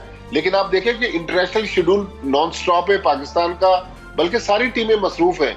अगर हम अपने प्लेयरों के साथ पीएसएल करवा भी देंगे तो उसकी इतनी इंपॉर्टेंस नहीं होगी। मजा तभी आएगा जब बड़े प्लेयर आएंगे। बिल्कुल, बड़े प्लेयर्स की बात कर लें भट्टी साहब। जो गैर मुल्की प्लेयर्स थे, हमने देखा कि सबसे पहले तो एक प्लेयर ने कह दिया कि जी मैं तो आज ही छोड़ के वापस जा रहा हूं, और बाकी जो प्लेयर्स थे वहां पर मौजूद थे उनके हवाले से क्या खबरें हैं? क्या वो भी इतने ज्यादा नाराज थे कि पाकिस्तान ने क्या किया, पाकिस्तान ने ख्याल नहीं रखा? उनको दूसरी दफा हम मना के कैसे लेके आएंगे कि इस दफा वाकई बायोसिक्योर बबल होगा? देखें हमजा, ऑस्ट्रेलिया, न्यूजीलैंड, इंग्लैंड, ये वो मुल्क हैं जहां पर ठीक है इंग्लैंड में बहुत ज्यादा कोरोना के केसेस आए, लेकिन कोरोना एसओपीज के मामले में वो लोग बहुत ज्यादा मोहतात हैं। अगर आपको याद हो, लास्ट ईयर एलेक्स हेल्स को सिर्फ अलामात जाहिर हुई, वो पीएसएल छोड़ के गए, पीएसएल खत्म हो गई। प्लेयर बिल्कुल नाराज है। प्लेयर्स ने अपनी तशवीश का भी इजहार किया है।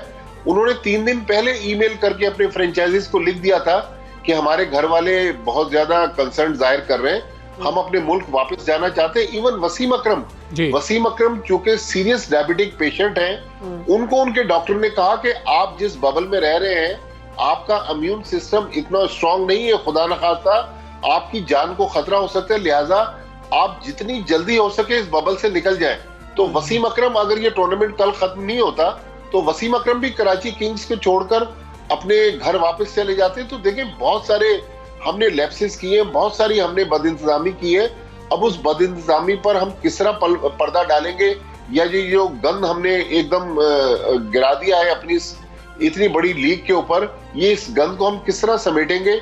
अब ये पाकिस्तान क्रिकेट बोर्ड के जो बड़े हैं, जिसमें एहसान मानी है, वसीम खान है, इनकी सलाहियतों का बहुत बड़ा इम्तिहान है। सच असल सवाल ही उनके ऊपर है कि जब ये सब कुछ हो रहा था तो बाकी तो आप हॉकिश आइज रखते हैं प्लेयर्स के ऊपर, तो ये सब कुछ नजर नहीं आ रहा था। और अगर नजर आ रहा था तो आंखें बंद क्यों की थी? उस वक्त क्यों नहीं एक्शन लिया गया जब ये एक्शन लेना जरूरी था? सबसे पहला सवाल तो होता ही पीसीबी से है कि अगर लोग इसकी खिलाफ वर्जी इंजमामुल हक के कह रहे हैं, प्लेयर्स आ रहे थे जा रहे थे, तो क्या पीसीबी को नजर नहीं आ रहा था? दूसरा सर आप कह रहे हैं कि आउटसोर्स कर दें, क्या क्या चीज़ें आउटसोर्स करेंगे? न्यूजीलैंड बोर्ड को देखें, कितनी अच्छी तरह से उन्होंने 14 दिन के लिए क्वारंटीन करके रख दिया था, मत मार दी थी हमारे प्लेयर्स की। हम कह रहे थे बायो सिक्योर बबल का प्रेशर आ गया, उन पर परफॉर्म नहीं कर पा रहे। हम मतलब हमने ब्रॉडकास्टिंग से लेकर मतलब उसकी प्रोडक्शन तक हर चीज़ आउटसोर्स कर दी, तो फिर ये तो सारा ही गेम जो है हमारे हाथ से बाहर नहीं हो जाएगा? सब कुछ तो इसमें से बाहर चला जाएगा। देखिए, जब मुल्क की प्रेस्टीज का मसला हो और हम अपने आप को हाथ खड़े कर दें और हम ये साबित कर दें कि हमारे में ये काम करने की सलाहियत नहीं है, तो फिर तो देखिए आउटसोर्स करने में कोई हर्ज नहीं है। अभी रिसेंटली श्रीलंका में लंका प्रीमियर लीग हुई, वहां उन्होंने कमरों के बाहर फौजी बिठा दिए कि कोई प्लेयर जो है वो कमरों से बाहर नहीं निकल सकता। इसी तरह अभी T10 लीग हुई है, ब्रांड का नाम बचाना है तो आउटसोर्सिंग कोई बुरा ऑप्शन नहीं है। माजिद भट्टी साहब, बहुत शुक्रिया। सुबह सवेरे पाकिस्तान से आप बात कर रहे थे, बड़ा अहम मामला है फरा। उम्मीद करते हैं कि ये मसला हल होगा और पाकिस्तान का नाम भी बेहतर होगा। ये पीसीबी को सोचना होगा। आमीन, ये बहुत important, that is the main point of concern कि इस वक्त ये जो सारा कुछ हुआ है, इससे हमें जो हजीमत हुई है कि देखें, ये तो एक बायो सिक्योर बबल तक इंश्योर नहीं कर सके, ये तो एक अपनी लीग जो है वो नहीं करा सके, तो पाकिस्तान जिसमें बैनुल-अक़वामी क्रिकेट की बहाली हो रही थी उसको भी बहुत धचका। चलें एक ब्रेक लेते हैं, ब्रेक के बाद आपको फिर मिलते हैं। Stay with us.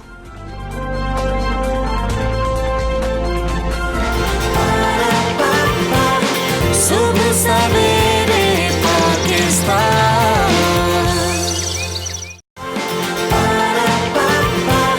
सुबह सवेरे पाकिस्तान।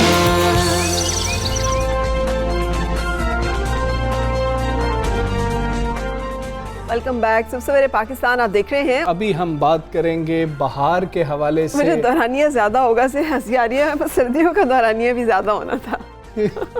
ये बस ये महकमा मौसमियात की जानिब से मैं बताऊं फरा, जो चीज़ बताई ना इस दफ़ा वो गलत ही हो गया। मतलब कि मैं तो बारिशों का इंतजार अच्छा, जब ऐसे होता है ना मुझे वो याद आता है, कोई तो है जो निज़ाम हस्ती चला रहा है, वही खुदा है। और इस वक्त बहार आ गई है तो बहार में वैसे ही चेहरे खिल उठते हैं। आपका भी चेहरा माशाल्लाह खिला हुआ है और आपसे बहुत ज़्यादा इंतजार कर रही थी बहार का अचानक से बहार आ गई। हाँ, ये बहार जो है पता नहीं आ भी गई और आते ही चली भी गई। ये फूल जो है ना ये बस बेचारे अपनी आदत में खिले हुए। इतनी गर्मी है हमजा, इतना टेम्परेचर है, इतना मौसम जो है वो अचानक से गर्म हुआ है, जैसे हमने कहा ना कि बहुत बहुत मुख्तसर सी बहार है। अच्छा, कल ही हम बता रहे थे कि सीधा जैकेट से टी शर्ट्स के ऊपर आए हैं। हाँ, तो इस हवाले से बातचीत करेंगे। हमारे साथ हैं यासिर गिलानी साहब, PHA, क्योंकि लाहौर में जो है ना वो एक बहार का मेला सजाया गया है, तो इस हवाले से उनसे जानेंगे।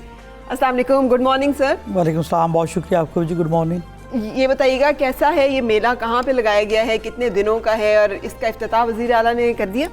बहुत शुक्रिया आपका जी, क्योंकि ये बहार का जो मौसम होता है ये खुशबुओं का, रंगों का मौसम होता है और उम्मीद का मौसम होता है और ये एक रेगुलर फ़ीचर है।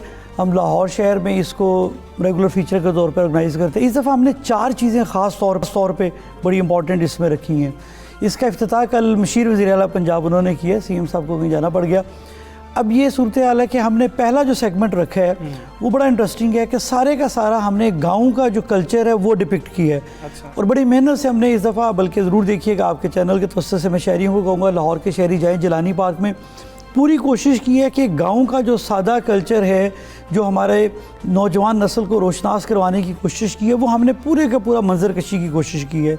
वो जिसमें कोल्लू का बैल भी लगा हुआ है, जिसमें जो है वो हमारे गुड़ भी बन रहा है वहाँ पे लाइव, वहाँ पे मिट्टी से बर्तन भी कुम्हार बैठ के बना रहे हैं। तो पूरे का पूरा वो कल्चर गाँव का हमने कोशिश करी। दाने भूनने वाली माई भी बिठाई है, बिल्कुल वो भी बैठी हुई है, एग्जैक्टली वो भी बैठी हुई है, वो भी बैठी हुई है। खा भी सकते हैं सिर्फ SOPs की वजह से? नहीं, आप खा भी सकते हैं, आप खा भी सकते हैं, बिल्कुल देख सकते हैं। पहला सेगमेंट तो इसका ये है और ये बड़ा इंपॉर्टेंट था कि अपनी नौजवान नस्ल को, ख़ास तौर पे जब शहरी इलाकों में रहने वाले जो कि अपने गांव से उस तरह से वाबस्ता नहीं, उन्हें इन्फॉर्मेशन होती, तो उनको उससे रिलेट करने के लिए, बताने के लिए, सादा ज़िंदगी और उस कल्चर से मांग करने के लिए।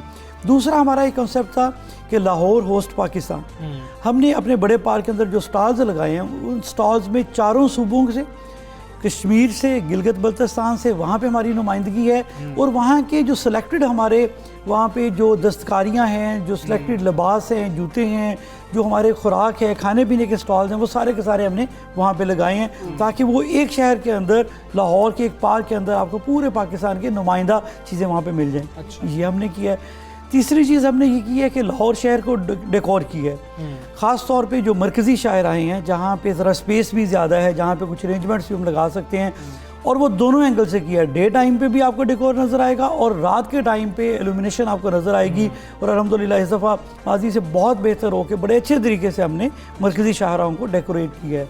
और लास्टली अब कल आपने देखा होगा कि हमने फायरवर्क्स के साथ इसको खुशामदीद है इस मौसम। बिल्कुल ठीक है जी। किस टाइम हम जाएं और किस टाइम तक वापस आ जाएं, मतलब जहन में हमने टाइम क्या रखना है कि अगर फैमिलीज जाना चाह रही हैं तो इस टाइम चले जाएं, और आपको टाइम बताएंगे कि अगर आप इस स्लॉट में आए तो रश भी थोड़ा सा कम आपको मिलेगा, एंजॉय रश तो कल से बहुत ज़्यादा है। हाँ। तो मैं यही कहूँगा कि जो पीक आवर्स हैं उनमें आप कोशिश करें, अवॉइड करें। वो कौन से हैं पीक आवर्स? पीक आवर्स गालिबन शाम को 5 बजे से लेके तो फिर वो 10 बजे तक, 9-10 बजे तक तो फुल रश है, लेकिन कोशिश करें कि सुबह के टाइम ज़रा चले जाएँ ताकि वो रश भी बैलेंस आउट हो जाएगा, अदरवाइज़ वो बहुत रश हो गया हुआ है कल से। अच्छा गिलानी साहब, एक रिक्वेस्ट मैं करना चाहूँगी, मौसमियाती तब्दीलियों ने हमारा सारा कैलेंडर ही ऊपर नीचे कर दिया। मैं स्कूल वालों को भी ये कहती हूँ कि ठीक है जून में छुट्टियां हुआ करती थी, अब तब्दील करना पड़ेगा।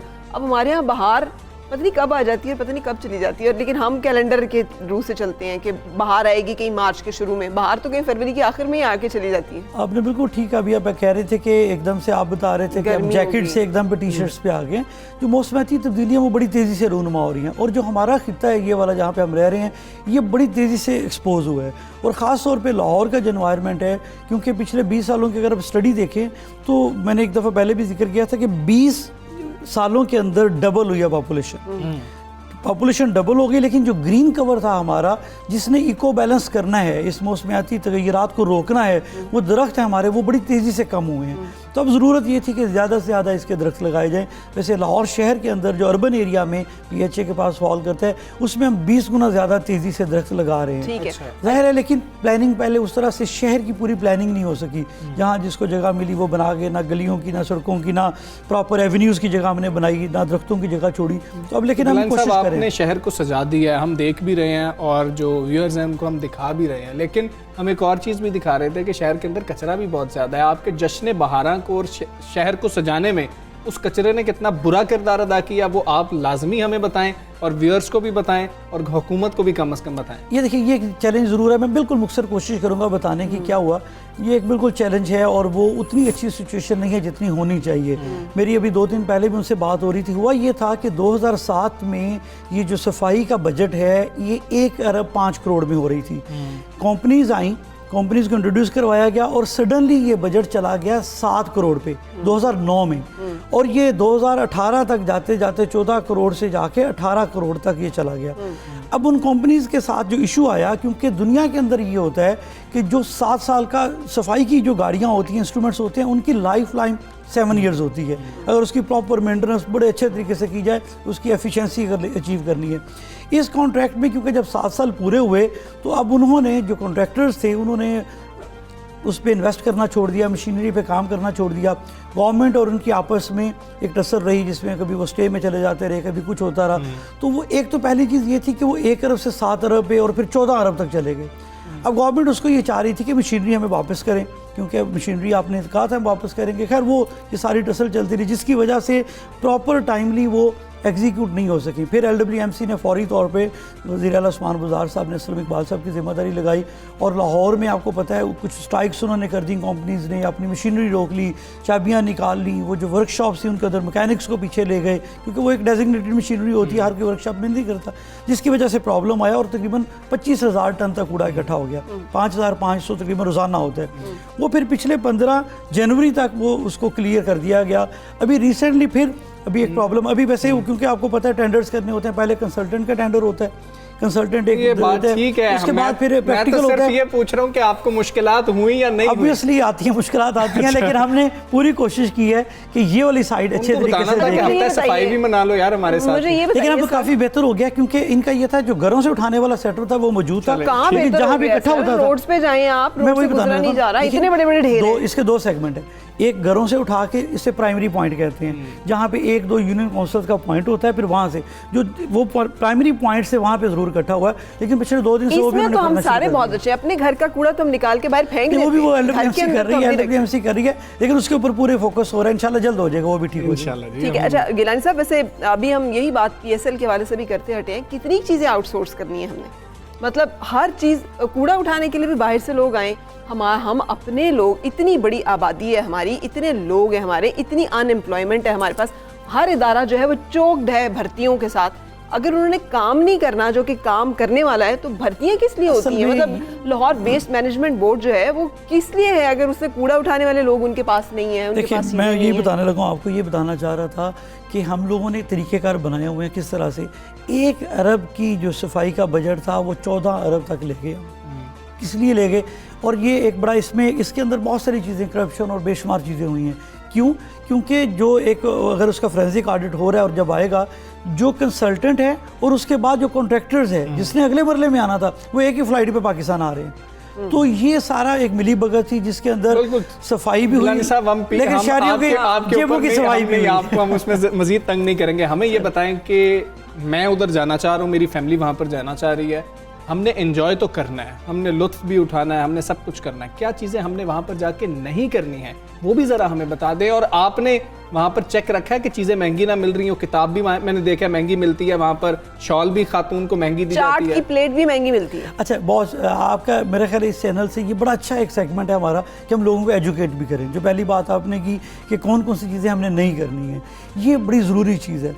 पिछले दिनों लास्ट संडे को मैं और हमारे डायरेक्टर जनरल हम लोग विज़िट कर रहे थे, और जब विज़िट के बाद शाम के टाइम हम आए देख रहे थे, रात को लेट नाइट हमने एक 9 बजे का एक रखा कि हम जाके फाइनल चेक करेंगे।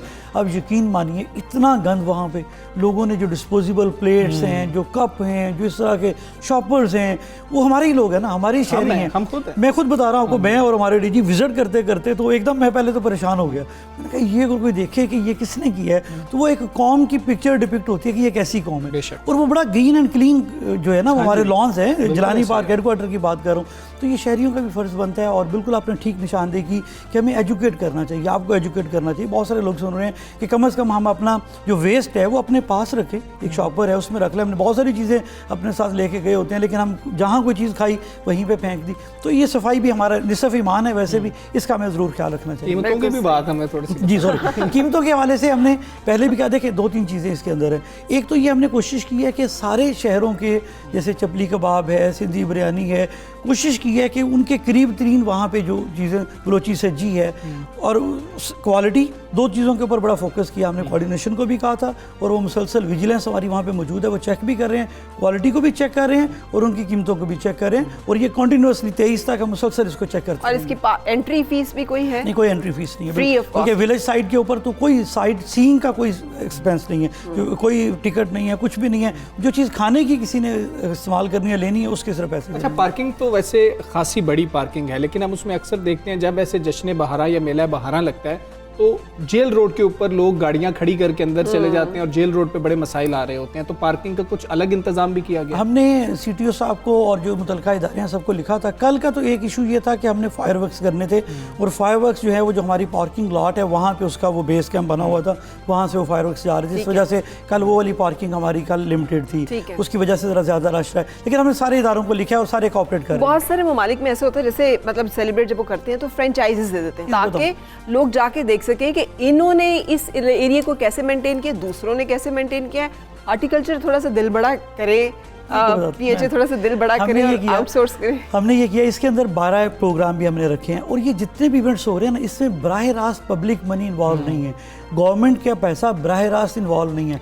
हमने ओपन टेंडर्स किए, 2 हिस्से की, एक शहर का डेकोर था, एक और डेकोर के बाद फिर जो 12 के हमारे करीब प्रोग्राम्स हैं, जिसमें हमारा मुशायरा है, जिसमें विंटेज कार रैली है, म्यूरल पेंटिंग्स है, स्कूल और कॉलेज के बच्चे और बच्चियाँ आएंगे, इस तरह के। और हमने एरोमेनिया शो रखा हुआ है, साइकिलिंग का हमने रखा हुआ है, बागे जनाब से जिलानी पार्क तक। तो 12-1 दर्जन के करीब हमने डिफरेंट डेज़ के ऊपर प्रोग्राम्स रखे हैं। उन प्रोग्राम्स को इसलिए बांटा गया है मुख्तलिफ डेज़ पे कि वो एरिया। मैं सर इस इवेंट की बात नहीं कर रही, मैं बात कर रही हूँ कि पूरा शहर 12 महीने हमारे यहाँ 12 मौसम आते, हमारे यहाँ 12 मौसम, मैं भी 12 मौसमों में चली थी पंजाब 12 मौसम वैसे पाकिस्तान पंजाबी के, हाँ पंजाबी के 12 महीनों की वो मौसमों की कैफियत के साथ। हमजा अब रह गए हैं वो 12? हाँ, अभी भी सावन भादो उसी तरह से सर्दी और बहार में कंफ्यूज हुए बैठे। लेकिन हमारे यहाँ 4 मौसम तो भरपूर आते हैं ना, तो वो 4 मौसम तो हमें नजर आए। बहुत से एरियाज ऐसे हैं जहाँ खिज़ां के रंग बड़े कमाल हैं, वहाँ पे ऐसे पौधे दरख्त। पिछले साल हमें कोविड की वजह से बड़े प्रॉब्लम्स हुई। हमने जब जश्न बहारा का इफ्तिताह किया तो 2-3 दिन बाद ही हमें वाइंड अप करना पड़ गया। लेकिन उससे पिछले साल जो पहला साल था हमारा, हमने हिस्ट्री में पहली दफ़ा सावन मेला भी किया था। और सावन मेला गांव के अंदर बड़ी इंपॉर्टेंस है। आप देखिए अक्सर गांव में मेले होते हैं, वो ये अब किसानों की फसलें आती हैं, वो फसल आने के बाद उनके पास पैसे होते हैं, और गांव के वहाँ पे पूरी एक चौपाल लग के वहाँ पे मेले होते हैं, वहाँ के साथ खास किस्म की खुराकें होती हैं। बिल्कुल आपकी बात ठीक है। लास्ट टाइम हमने किया, इंशाल्लाह इस साल भी हम करेंगे। और ये वाला खास तौर पर जो जश्न बहारा हमने स्टार्ट किया है, इसका हमें बहुत अच्छा फीडबैक है शहरियों की तरफ से, आपकी तरफ से। अब हम इंशाल्लाह कोशिश करेंगे कि बाकी 4 मौसमों को भी इंशाल्लाह। बिल्कुल जी, बहुत शुक्रिया आपका गिलान साहब, आप आए हैं और आप ज़रूर मंडी को लेके जाएं, लेकिन SOPs का आपने ख़ास ख्याल रखना है और हम आपको याद दिलाते रहेंगे। और मैं और फरा भी इस जश्न बहारा का जो एक रंगारंग मेला है, इसको देखने के लिए जाएंगे, लुत्फ उठाने के लिए जाएंगे। ठीक है इंशाल्लाह, बिल्कुल सही। डन। ठीक है, आगे बढ़ते हैं जी। अब बात करेंगे मईशत की, क्योंकि जाहिर है जेब में पैसे होंगे और चीज़ें बेहतर होंगी तो हालात बेहतर होंगे। फूल भी आपको उसी वक्त अच्छे लगते हैं जब आपने खाया पिया हो और आप पुरसुकून हो। लेकिन अगर हम बात करें गैर रस्मी मईशत की, तो ये एक ऐसा चैलेंज है जिसका पाकिस्तान को सामना है। गैर रस्मी मईशत एक मतवाजी मईशत पे से जाना जाता है, जिसकी आमदनी गैर दस्तावेजी होती है और टैक्स अदायगी के बगैर होती है, यानी पैसे का ही लेन देन होता है।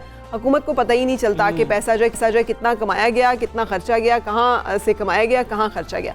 माहिरीन के मुताबिक खाने पीने की अशिया की कीमतों में इजाफा, महंगाई, अफरात ज़र, उजरतों में अदम मसावात, गुर्बत, इस सब जो है इस ब्लैक इकॉनमी की वजह से है, जिसे गैर रस्मी मईशत कहते हैं। बिल्कुल ऐसी। और पाकिस्तान की जो गैर रस्मी मईशत है उसका हजम एक अंदाजे के मुताबिक मुल्क की 2019 तक की जो GDP है उसके 56% तक है, यानी कि जो अंदाज़ा लगाया गया 56% जो है GDP उसके, यानी तकरीबन $180 बिलियन ये बनते हैं। और मुआशी माहिरीन ये भी कह रहे हैं कि गैर रस्मी मईशत की असल वजह बदनज़मी और हुकूमत की जिम्मेदारी ये है कि तमाम कारोबार और कारोबारी मंसूबे बाज़ाब्ता शोबे में शामिल भी किए जाएँ, और इस नाकामी की जो वजह है उसके नतीजे में टैक्स महसूलात की वसूली में कमी वाक़ होती है। फिर हम यही देखते हैं कि जो फ्रीलांसर्स हैं ना, वो अच्छी हैंडसम इनकम कमा रहे थे कोरोना के दौरान भी, लेकिन वो रजिस्टर्ड कहीं पे भी नहीं है, कहाँ से आ रही है कुछ पता ही नहीं लगता। अब पता है, जब भी ऐसी कोई बात होती है ना, हम सब सोच में पड़ जाती हूँ, मैं करूँ ना करूँ, लेकिन मेरा ज़मीर मुझे कहता है कि मैं ज़रूर कह दूँ। हमने एक बहुत मशहूर वाक़या सुना हुआ है गौसुल आज़म हज़रत शेख अब्दुल कादिर जिलानी का, कि कुछ रकम उनके पास थी जो वालदा ने सिलाई कर दी हुई थी कपड़ों में, और डाकू आते हैं और पूछते हैं कि तुम्हारे पास पैसे हैं, तो झूठ नहीं बोलते, कहते हैं हैं। तो उन्होंने कहा कहाँ पे है, तो बताया यहाँ पर। तो उन्होंने कहा तुम तो छुपा सकते थे, तुमने छुपाया क्यों नहीं? तो उन्होंने कहा क्योंकि माँ ने हुक्म दिया था। तो झूठ बोलना, और हम कमाते हैं, खर्च करते हैं और सब झूठ के ऊपर चलाते हैं, और फिर हम समझते हैं कि हमारे इस माल दौलत में बरकत भी होगी, हमारी मुल्क में बरकत होगी, खैर बरकत होगी। तो ये तो निज़ाम ही मुतसादिम है, ना सिर्फ ये कि मईशत के हवाले से, इकोनॉमिक के जो रूल्स हैं उस हवाले से, बल्कि स्पिरिचुअल जो हमारे रूल्स एंड गाइडलाइंस हैं उस हवाले से भी। बिल्कुल इसी हवाले से बात कर लेते हैं। माहिर मौशियात लाला रुख हमारे साथ मौजूद हैं। लाला रुख साहिबा, बहुत शुक्रिया आपका, सुबह सवेरे पाकिस्तान के लिए आपने वक्त निकाला। क्या पाकिस्तान में ब्लैक इकॉनमी का हजम खित्ते के दीगर ममालिक जो हैं उनसे ज़्यादा है? क्या हमें परेशान होने की ज़रूरत है, या फिर तमाम ममालिक में ऐसा ही होता है? जो ब्लैक इकॉनमी या जो इनफॉर्मल इकॉनमी जिसको हम कहते हैं, उसका जो एम्प्लॉयमेंट में पाकिस्तान को देख लें आप, इंडिया, बांग्लादेश, नेपाल, श्रीलंका, जिसको भी आप कंट्री को देखेंगे, तो बहुत ज़्यादा तादाद में लोगों को ये जो इनफॉर्मल सेक्टर है ना, ये एम्प्लॉय करता है। तो 80% सबसे कम श्रीलंका का है कि वो 66% ऑफ द पॉपुलेशन जो है वो एम्प्लॉय करते हैं इनफॉर्मल सेक्टर में। लेकिन 66 नंबर आप जान ही रहे हैं कि काफ़ी बड़ा नंबर है, एंड ये 80% तक चला जाता है। और पाकिस्तान की भी जो एम्प्लॉयमेंट है वो 70% आबादी को एम्प्लॉय करता है इनफॉर्मल सेक्टर। तो खित्ते में तमाम जो कंट्रीज़ हैं, ममालिक हैं, वो तमाम ही बहुत ज़्यादा इनफॉर्मल सेक्टर को के अंदर लोग जो हैं वो एम्प्लॉयड हैं। बिल्कुल सही। बता दीजिएगा कि इनफॉर्मल इकॉनमी या ब्लैक इकॉनमी में इन दोनों में बुनियादी फ़र्क क्या है, और मईशत के किन किन सेक्टर्स को सबसे ज़्यादा नुकसान पहुंचता है? एक आम आदमी कहता है मैं तो इसमें शामिल नहीं हूँ, तो बड़े लोगों का काम है जिनके पास इतना सारा पैसा है, तो क्या हम सब भी इसका पार्ट हैं किसी ना किसी हवाले से? अच्छा, मैं एक बात यहाँ पे क्लियर कर दूँ कि ब्लैक इकॉनमी या इनफॉर्मल इकॉनमी से मतलब क्या है। इनफॉर्मल इकॉनमी जब हम बात करते हैं तो इसका मतलब ये होता है कि वो तमाम बिजनेसेस जो कि रजिस्टर्ड नहीं हैं, या कि जो कि हुकूमत के या स्टेट के या गवर्नमेंट के उसके अंदर नहीं आते, जो टैक्स नहीं दे रहे होते। अब आप जब मुझसे पूछते हैं कि उसे किस सेक्टर को नुकसान पहुँचाए, तो वहाँ पे एलिमेंट आ जाता है स्मगलिंग का। स्मगलिंग या रेनेगेड इकॉनमी जो है वो इनफॉर्मल सेक्टर का पार्ट होती है, लेकिन वो तमाम इनफॉर्मल सेक्टर की जो ऑर्गेनाइजेशन है उनको हम ये नहीं कह सकते कि उनसे नुकसान पहुँचाए। बहुत ज़्यादा इनफॉर्मल सेक्टर जो है वो बहुत लोगों को नौकरियाँ फराहम करता है, और बहुत इम्पॉर्टेंट किरदार उसका है इकॉनमी के अंदर, और वो ख़राब किरदार नहीं है, एक्चुअली बहुत ज़्यादा एब्जॉर्ब करता है और लोगों को नौकरियाँ फराहम होती हैं उससे, तो वो बहुत एक अच्छा रोल भी प्ले करता है। जहाँ तक स्मगलिंग ऐसे सेक्टर्स जिनका आप मुझसे पूछ रहे हैं कि नुकसान किन को पहुँचा है, तो स्मगलिंग की अगर आप बात करें तो टोबैको हो गया, या पेट्रोल है, मिल्क है, टी है, ये ऐसे हैं जिनको स्मगलिंग की वजह से जिनके ऊपर बुरा असर हुआ है। लेकिन मैं फिर से ये कहूँगी कि informal sector in itself it's not bad, it's actually a source of employment for 70% of the population. So obviously वो इस जगह में अगर मौजूद हैं या एब्जॉर्ब हो रही हैं, तो वो चीज़ देखने की ज़रूरत है कि ऐसा क्या है कि जो फैक्टर उनको फराहम नहीं कर पा रहा कि वो इनफॉर्मेलिटी की तरफ जाए। बिल्कुल ठीक है। लाला रुख साहिबा, हमें ये बताएं कि क्या फिर इस सारी गुफ्तगू के बाद डीमोनेटाइजेशन को हम इसका हल समझ सकते हैं? भारत ने तजर्बा किया क्या आपको लगता है वो कामयाब हो पाए थे? देखें, ये ओपिनियन की बात है और मेरा ये पर्सनली ख्याल है कि डीमोनेटाइजेशन इसका हल नहीं है। अगर आप हिस्टोरिकली भी उठा के देखें तो informal sector has always been a part of how the economy works. अगर आप डीमोनेटाइज करते हैं तो उसमें ये आप देख रहे होते हैं कि जो सारी बड़ी बड़ी ट्रांजैक्शंस हैं आप उनको जो है उनको आप समझिए कि कैशलेस करने की कोशिश कर रहे हैं। ये तो उससे नुकसान होता है एक छोटे बिजनेसमैन का। कोई ठेला लगा रहा है, किसी की छोटी सी किराने की दुकान है या कोई छोटे छोटे जो बिजनेसेस हैं वो इससे हर्ट होते हैं। और इसका ज़्यादा मकसद डीमोनेटाइजेशन का ये होता है कि देखें कि अगर पैसा कहाँ से आ रहा है और कहाँ को जा रहा है, तो this is more like and it's like money laundering को रोकने की कोशिश में ये कामयाब हो सकता है।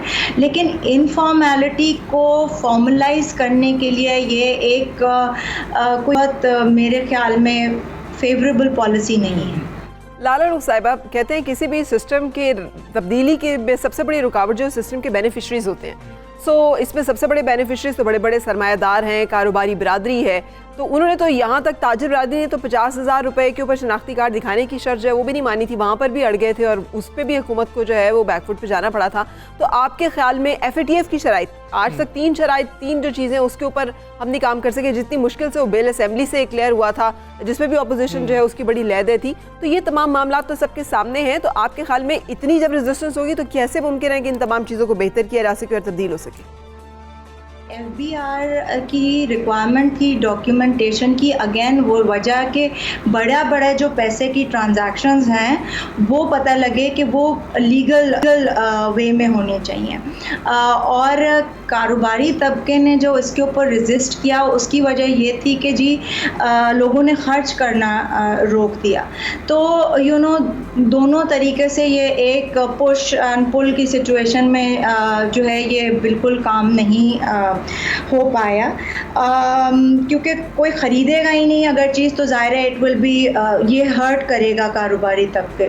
तो ये भी डॉक्यूमेंटेशन के हिसाब से ये पॉलिसी जो है ना वो बिल्कुल ठीक नहीं रही। बिल्कुल ठीक है। लाला रुख एजाज साहिबा, बहुत शुक्रिया आपका। सुबह सवेरे पाकिस्तान से आप बात कर रही थी और हमें देखना होगा, और ये जो फ़र्क की वो बात कर रही थी कि एक ठेले वाला जो है डीमोनेटाइजेशन की तरफ तो जा ही नहीं सकता है, तो ये मनी लॉन्ड्रिंग को रोकना बहुत ज़रूरी मकसद है इसका भी, लेकिन हम वो इम्प्लीमेंट नहीं करवा पा रहे। और FATF की आखिरी जो 3 शराइत हैं उसमें ऑलमोस्ट इसी तरह की चीज़ें हैं। लेकिन एनीवे रुकेंगे एक ब्रेक के लिए और ब्रेक के बाद स्टे विद अस।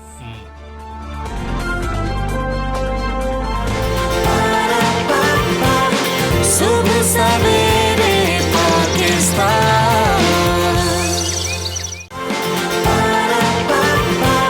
सुबह सवेरे पाकिस्तान।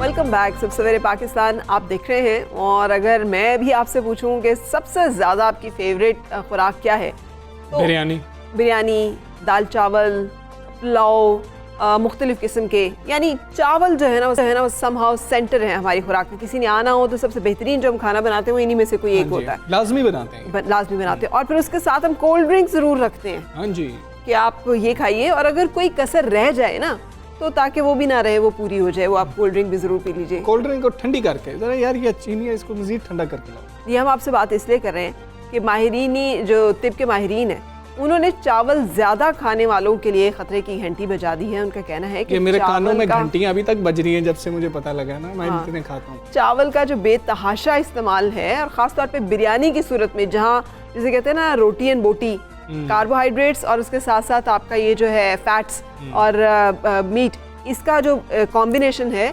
ये शुगर की वजह बनता है, ज़ियाबतीस की बड़ी वजह है। ये कितनी हैरत की बात है, हम इतनी बिरयानी पाकिस्तानी पसंद करते हैं, इतनी बिरयानी खाते हैं, दाल चावल बहुत लोगों को पसंद है, वो भी बहुत ज़्यादा बड़ी तादाद में खाते हैं, और अब हमें ये पता लग रहा है कि इससे डायबिटीज़ हो जाती है, इससे शुगर हो मैंने जाती है। वजन तो उन लोगों का हमेशा ज़्यादा देखा है जो चावल खाने के बड़े शौकीन होते हैं। सब खाते मैं बहुत सारी ख़वातीन को जानती हूँ जो कहती हैं हम चावलों के बगैर नहीं रह सकते, और फिर उसके बाद वो कहती हैं वजन कैसे कम करें।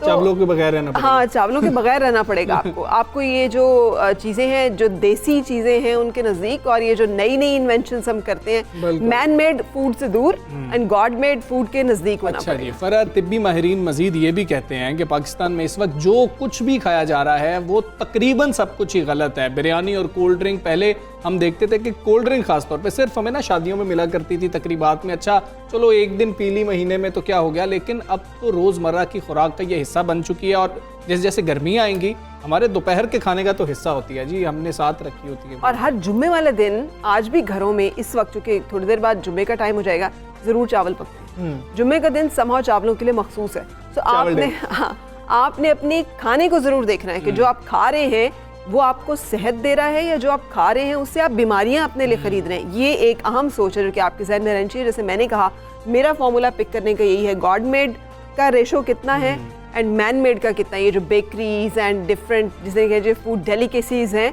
ये जितनी ज्यादा आपकी जिंदगी में शामिल हैं उतना ज्यादा खतरा। और अगर यही सिलसिला जारी रहा जिससे हम ज्यादा कंसर्न हैं, तो आइंदा चंद बरसों में पाकिस्तान माजूरों की तादाद के हवाले से दुनिया के बड़े ममालिक में से एक होगा। और माहिरीन ये भी कह रहे हैं कि वक्त आ गया है कि खाने पीने की आदत को बिल्कुल तब्दील कर दिया जाए और ऑर्गेनिक समझ के ही चलें। थोड़ा न्यू कूल है ऑर्गेनिक कह देना, जो हम देसी खुराकें कहते हैं, या मैं गॉड मेड कही जा रही हूँ, तो उसको आप चलें ऑर्गेनिक कह लें, कि ताकि आपको सुनने में अच्छा लगे, बोलने में अच्छा लगे कि मैं तो सिर्फ ऑर्गेनिक फूड खाता हूँ या खाती हूँ, तो वही खा लिया करें। बिल्कुल सही। लेकिन इस हवाले से हम ज़ाहिर है माहिरीन की राय आपके साथ करेंगे।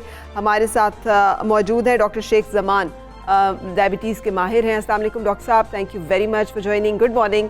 फरमाइएगा कि वाकई ये जो हम कह रहे हैं कि चावल और ख़ास तौर पे बिरयानी जिसमें कॉम्बिनेशन है गोश्त का और चावल का, ये ज़ियाबतीस की बड़ी वजह बनती जा रही है, ये जो रिसर्च हमें बता रही है।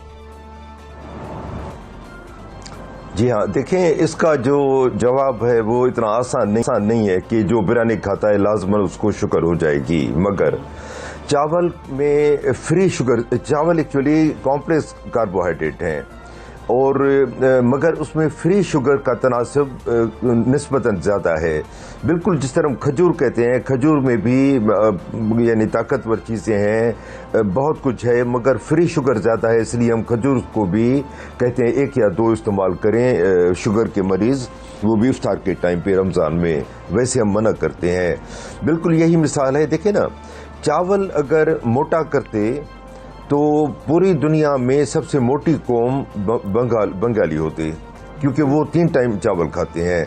मगर एक तो वो चावल जो है वो बिल्कुल बॉयल खाते हैं, उसमें कोई घी, कोई बिरयानी नहीं खाते, वो सादे चावल इस्तेमाल करते हैं। या बैंकॉक के, थाईलैंड के लोग ले लें, उनके चावल बिल्कुल वो होते हैं जो हमारे यहाँ सबसे सस्ते वाले होते हैं, वो इस्तेमाल करते हैं।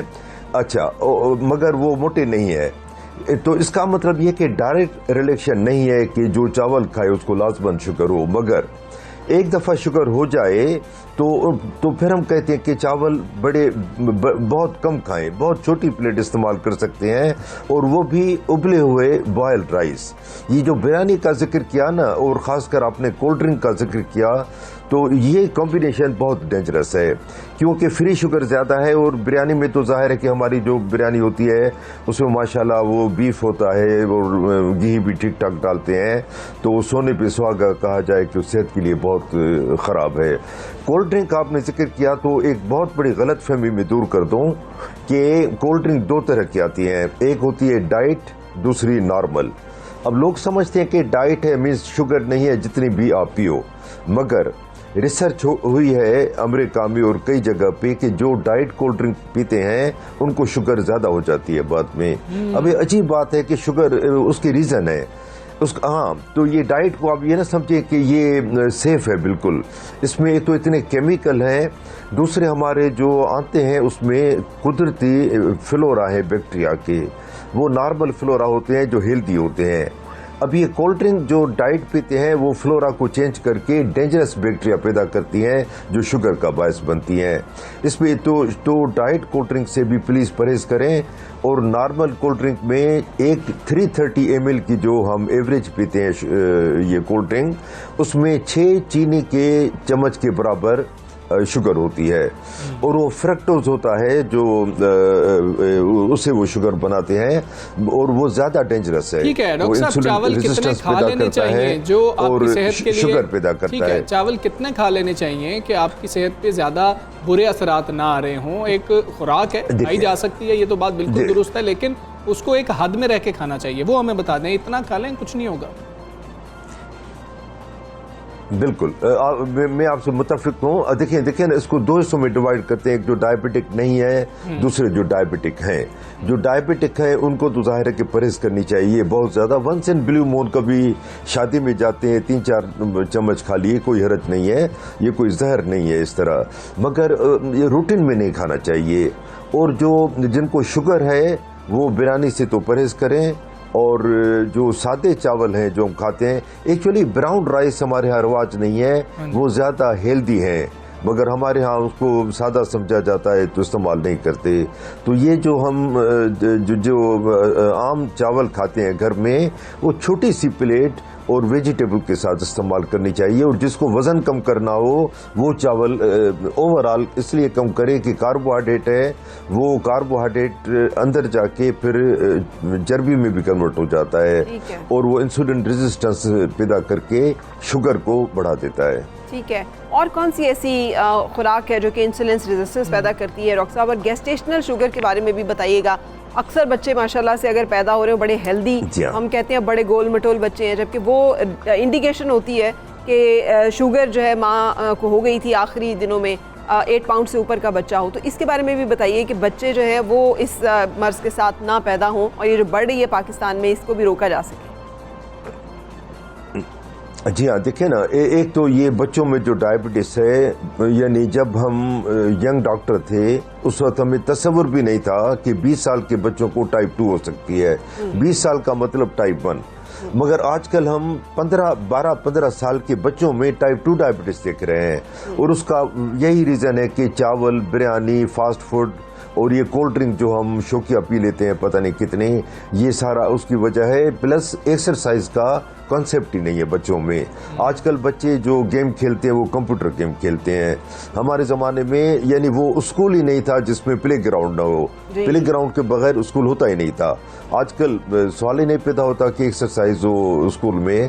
तो इसकी वजह से बच्चों में मोटापा और टाइप 2 डायबिटीज़ बढ़ रही है। आपने GTM का जिक्र किया, जेस्टेशनल डायबिटीज़, तो ये वो होता है जो हमल के दौरान औरत को डायबिटीज़ हो जाती है, और जैसे ही डिलीवरी हुई तो डायबिटीज़ ख़त्म हो जाती है। मगर 4-5 डिलीवरीज के बाद, प्रेगनेंसीज के बाद फिर परमानेंट शुगर होने का ख़तरा बढ़ जाता है। उसके मदर को भी ख़तरा होता है GTM की, और जो बच्चा पेट में है उसको भी ख़तरा होता है, और आगे जाके उन बच्चों को शुगर होने के ख़तरात भी बढ़ जाते हैं। तो ये ज़रा स्पेशल वो जो टाइप है डायबिटीज़ की, और उसकी स्पेशल ट्रीटमेंट होनी चाहिए। और बहुत रिजिडली हम शुगर चेक करते हैं, ग़िज़ा भी एहतियात से खिलाते हैं, और शुगर बहुत कंट्रोल में रखते हैं ड्यूरिंग प्रेगनेंसी, क्योंकि 2 जानों का मामला होता है, एक माँ का, एक जो बच्चा पेट में है। डॉक्टर साहब, कैसे बचा जाए डायबिटीज़ से? शुगर ना हो हमें, उसके लिए कौन सी खुराकें खाई जाएं? क्या शुगर से इंसान खुद कोशिश करके बच सकता है? जी हाँ, बिल्कुल। देखें, डायबिटीज़ जो है वो प्रिवेंटेबल डिजीज़ है। 50% डायबिटीज़ जेनेटिक है, टाइप 2 की बात हो रही है, 50% एनवायरमेंटल या माहौलियाती है। जेनेटिक का मतलब यह है कि वालिदैन की तरफ से जीन्स में डायबिटीज़ आ गई, उसको आप चेंज नहीं कर सकते। आप ये नहीं कह सकते कि अबू आपने हमारे लिए ज़्यादा तो नहीं छोड़ी, डायबिटीज़ वर्षे में छोड़ दी तो छोड़ दी, अब किस्मत की बातें हैं, उसको हम चेंज नहीं कर सकते। 50% को बच्चा जब पैदा होता है तो उसकी जीन्स में आ जाता है कि उसको 40 साल में लाजमन शुगर होगी, मगर 50% जो है उसको हम चेंज कर सकते हैं। कैसे? लाइफ स्टाइल से। वज़न अपना कम रखें। जिनके पेरेंट्स को या ख़ानदान में किसी को भी शुगर हो, उसको शुगर होने का ख़तरा बहुत बढ़ जाता है, तो उनको चाहिए कि शुरू से अपना वज़न कंट्रोल में रखें। ये जो फास्ट फूड और चावल है, बिरयानी है, इनसे परहेज़ करें। एक्सरसाइज डेली करें। और मुझे हैरत होती है कि वैसे हम अगर टेलीफोन पे बात करें तो आधा घंटा बात कर लेते हैं, मगर जब एक्सरसाइज का जिक्र करें तो 20 मिनट करें, 25 मिनट करें, एक मिनट का हिसाब किताब रखते हैं। तो जो सबसे बेहतरीन गिफ्ट आप अपने आप को दे सकते हैं वो वर्जिश है। हम सारी जो पूरे 24 घंटे दूसरों की खिदमत करते रहते हैं, अपने आप को जो गिफ्ट देना होता है वो है एक्सरसाइज करना। तो एक्सरसाइज 30 मिनट कम से कम करनी चाहिए। वज़न कम रखें, डाइट कम खाएं, खाना कम खाएं, और वो भी सोच समझ के खाएं। अब हर वक्त बिरयानी खाते रहेंगे कम, तो वो भी तो नुकसान है। तो ज़रा सोच समझ के कम खाना और हेल्दी फूड खाना चाहिए। बिल्कुल सही। डॉक्टर साहब, आप तो जिस इलाके में हैं, कराची में, सिंध में, वहाँ पर तो वहाँ का तो हॉलमार्क ये फूड है। तो आपको लगता है कि अगर जिन इलाकों में ज़्यादा खाई जा रही है, वैसे तो पूरे पाकिस्तान में, मगर सिंध एंड सिंधी बिरयानी और कराची की बिरयानी तो मशहूर है, और वहाँ पे तो मुख्तलिफ बिरयानी है जो कि बहुत मशहूर है, वहाँ पे क्या ज़्यादा है ये खतरा और खदशा? बिल्कुल बिल्कुल, ये मैं एग्री करता हूँ कि जहाँ पे चावल ज़्यादा खाए जाते हैं, और ये रिसर्च हो गई है चावल पे कि एक दफ़ा शुगर हो जाए तो चावल कम से कम खाना चाहिए, क्योंकि उसमें फ्री शुगर ज़्यादा होती है। मगर ऐसी कोई स्टडी नहीं हुई है कि जो चावल ज़्यादा खाए उसको लाजमन शुगर होगी। ये इस तरह इतना आसान नहीं है। जिस तरह कोई चीनी खाता है, अब जो ज़्यादा चीनी खाता है, हर को तो शुगर नहीं होती है ना, तो 50% जो जीन्स है ना वो भी उसमें करती है। मगर एक जनरल पॉलिसी बनानी चाहिए कि चीनी और चीनी से बनी हुई चीज़ और चावल, स्पेशली बिरयानी जो आपने कहा, और ये कोल्ड ड्रिंक का जो न्यूसेंस है फैशन के तौर पे हम इस्तेमाल करते हैं, इससे बचा जाए। बिल्कुल सही, बहुत शुक्रिया। डॉक्टर शेख ज़मान बात कर रहे थे। बहुत सारी ऐसी चीज़ें हमजा जिसके ऊपर हिडन, जिसके अंदर बहुत सारी शुगर होती है, लिखा नहीं होता ऊपर, हमें पता ही नहीं होता, और हम वो इस्तेमाल कर रहे होते हैं और समझ रहे होते हैं बड़ी हेल्दी है, बड़ी अच्छी है, इसमें तो ऐसी कोई चीज़ नहीं है। उन्होंने डाइट कोल्ड ड्रिंक के बारे में बताया कि अक्सर लोगों को मैंने देखा है कि वो ये कहते हैं कि जी कि ये ले लो, इसमें नहीं होता, ये ज़रा बेहतर हो जाता है, तो वो भी उन्होंने तोड़ दिया। उन्होंने बताया कि रिसर्च हो चुकी है कि उससे ज़्यादा मुब्तला होने का खदशा पैदा हो जाता है। बहुत सारे लोग इसे मिथ्स करार देते हैं, लेकिन ब्लड टाइप्स के लिहाज से वो मुख्तलिफ आपको डाइट्स बताते हैं। तो इसलिए मुझे ये लगता है कि जिस फैमिली, जैसे मैदानी इलाकों के रहने वाले लोगों का जो जिस्म और वहाँ की जो आबो हवा और जो माहौल होता है, वो पहाड़ी इलाकों में रहने वालों से फ़र्क होता है। साहिली इलाकों का और तरह का होता है। सो जो इलाका हो, उसका जो मौसम मिजाज जो ख़ानदान में चल रहा, उसी के हिसाब से ही आपको चलना होता है। अगर आप खुराक अपना लेंगे पहाड़ी इलाके वाली और रहेंगे आप मैदानी इलाके में, तो ये भी बड़े गड़बड़े हम कर रहे हैं। जितनी कैलोरीज इनटेक करनी है ना, और जिस टाइप का फूड है वहाँ पे, तो आपको वहाँ पे आपको वो चाहिए जिससे आपका जिस्म ज़्यादा गर्म रहे, हाई कैलोरिक डाइट। अच्छा जी, लेकिन अभी मौसम की भी बात करेंगे। मौसम के हवाले से हम दोनों ही बड़े परेशान रहते हैं, क्योंकि मौसम के बारे में जितनी पेशगोइयाँ हुई थी, मुझे और फरा को तो ये लगा कि शायद इस दफ़ा मौसम ने बहुत ज़्यादा हम सबको धोखा दे दिया। कभी कभी मौसम को देख के लगता भी था कि बादल शायद आ रहे हैं और शायद आज बरस भी जाएंगे, लेकिन वो बादल आधे घंटे में ऐसे गायब होते हैं कि आपको समझ नहीं लगने देते। वैसे मौसम और धोखा जो है एक ही चीज़ के दो नाम है, इसलिए तो कहते हैं ना कि मौसम की तरह तुम भी बदल तो ना जाओगे। मतलब मौसम का और इंसान का कोई एतबार नहीं होता, ये दोनों। वैसे तो अब सियासत का भी कोई एतबार नहीं होता, खेल का भी कोई एतबार नहीं होता, अब एतबार किसी भी चीज़ का मौसम जो होता है, हर चीज़ का सियासत का भी मौसम होता है। क्या बात है, हम क्या बात है, थैंक यू, थैंक यू। हम मौसम की बात करते हैं। कराची वाले जो है ना, वो गर्मी का सामना करने के लिए आप बिल्कुल तैयार हो जाएं, और महकमा मौसमियात ने शहर कायद में मौसम गर्म रहने की खबर जो है वो सुनाई है, और मौसम गर्म हो जाएगा तो कराची में तो हम हीट वेव के खदशात भी आगे जाके देखते हैं। बिल्कुल, और ये हमारा साहिली इलाके की बात हो रही है, जहाँ का मौसम जो है मुतदिल रहता था, जहाँ ठंडी ठंडी हवाएं जो हैं वो सारा साल चलती हैं, जहाँ ना सर्दी ज़्यादा ना गर्मी ज़्यादा, बड़ा खूबसूरत मौसम। लेकिन इस दफ़ा महकमा मौसमियात बता रहा है कि इस माह यानी मार्च में शहर में गर्मी की शिद्दत में इजाफा होगा। ज़्यादा से ज़्यादा दर्जा हरारत 37 डिग्री तक रहने की तवक्को है। 37 का मतलब है 40 से कोई 2-3 ही कम। सो तर्जुमान महकमा मौसमियात के मुताबिक हवा में नमी का तनासुब बढ़ने से अब मौसम अब से ही बरतूब रहेगा, जो हब्स की कैफियत होती है वो अभी से हो जाएगी। अब आप देखें, दिन में गर्मी जबकि शाम में समुद्री हवाएं चलने का इम्कान है। यही नहीं, रवामा बारिश का कोई सिस्टम अब मुतवक्के नहीं है। और कराची वालों के लिए बुरी खबर यह है कि इस साल गर्मियों का दौरानिया ज़्यादा हो जाएगा। अमूमन गर्मी का आगाज़ अप्रैल से होता है, लेकिन इस दफ़ा कहा जा रहा है कि मार्च से ही इसका आगाज़ हो गया है, जो कि हम देख रहे हैं पूरे मुल्क में जो है उसके बारे में कहा जा रहा है कि मौसम खुश्क रहेगा, बालाई पहाड़ी इलाकों में मौसम सर्द रहने की भी तवक्को है। अब ये कॉम्बिनेशन जो हम समझते हैं कि क्या सूरत हाल रहेगी। खालिद मलिक साहब हमारे साथ हैं, तर्जुमान महकमा मौसमियात। अस्सलाम वालेकुम मलिक साहब, गुड मॉर्निंग। फरमाइएगा सर, ये जो सब कुछ हमने बताया है यही प्रेडिक्शन है और इसी के साथ स्टिक करना है हमें? मेरा ख्याल है ये प्रेडिक्शन एज सच इस तरह नहीं है जिस तरह के आपने एक्सप्लेन किया है। मैं जरा थोड़ा उसको और उसको एलेबोरेट कर देता हूँ। हमारे पास मार्च में, अब सबसे पहले कराची से स्टार्ट लेते हैं। मार्च में हम ये एक्सपेक्ट कर रहे हैं कि अभी ये थोड़ा सा जो टेम्परेचर्स नॉर्मल से 2 से 3 डिग्री बढ़ा था, ये आने वाले 2 से 3 दिनों तक ये नॉर्मल की पोजीशन पे आ जाएगा। डे टेम्परेचर्स की बात कर रहा हूँ, जबकि जो नाइट के टेम्परेचर्स हैं वो नॉर्मल से 2 से 3 डिग्री तक ज्यादा रहेंगे। अच्छा। तो जो टेम्परेचर डिफरेंस है वो कम रहेगा। उस वजह से रात थोड़ी सी जो पहले खुशगवार होती थी उससे थोड़ी सी वार्म होगी, लेकिन डे आपका नॉर्मल चलता रहेगा। 37 डिग्री तक जाने का इम्कान है सर? 37 तक मार्च में 37 तक जाने के कोई चांसेस नहीं है। इंशाल्लाह वो मैक्सिमम भी गया तो 35 और उससे नीचे रहेगा। ऐसा इतनी गर्मी की जो कराची में थोड़ी सी एक ऐसे सोशल मीडिया पे ये खबरें गर्दिश कर रही हैं, ऐसी पोजीशन नहीं है। मार्च हाँ ये है कि ड्राई रहेगा, उसमें कोई वेदर स्पेल हमें नज़र नहीं आ रहा कराची या स्पेशली सिंध और बलूचिस्तान के एरियाज में। जो आपने बात की सी ब्रीज और लैंड ब्रीज की, बिल्कुल वो इसी तरह चलते हैं। जब आपके पास कंट्रास्ट होता है समुंदर और लैंड का, तो वो फिर सी ब्रीज और लैंड ब्रीज चलती हैं, वो भी नॉर्मल रूटीन के मुताबिक चलेंगी। कोई ऐसा मार्च में कोई एक्सपेक्टेड समथिंग स्पेशल वेदर जो है वो कराची के लिए नहीं है। ठीक है मलिक साहब, आपके मुताबिक कोई अपसेट नहीं है मौसम में? जो मौसम जैसे जी बिल्कुल, मैं बिल्कुल ऐसे ही कह रहा हूँ कि कराची के लिए कोई अपसेट नहीं है। कम अज कम मौसम में अपसेट नहीं है, कम अज कम मार्च में मौसम में कोई अपसेट नहीं है। बाकी तो हमने पहले 2-3 दिनों में ही बहुत देख लिया। चलें अब कराची के बाद बाकी इलाकों के हवाले से हमें बता दीजिएगा कि वहां पर जो मार्च में जितनी हमारे पास नॉर्मल रेंज होती है उससे हम बिलो नॉर्मल रेंज एक्सपेक्ट कर रहे हैं।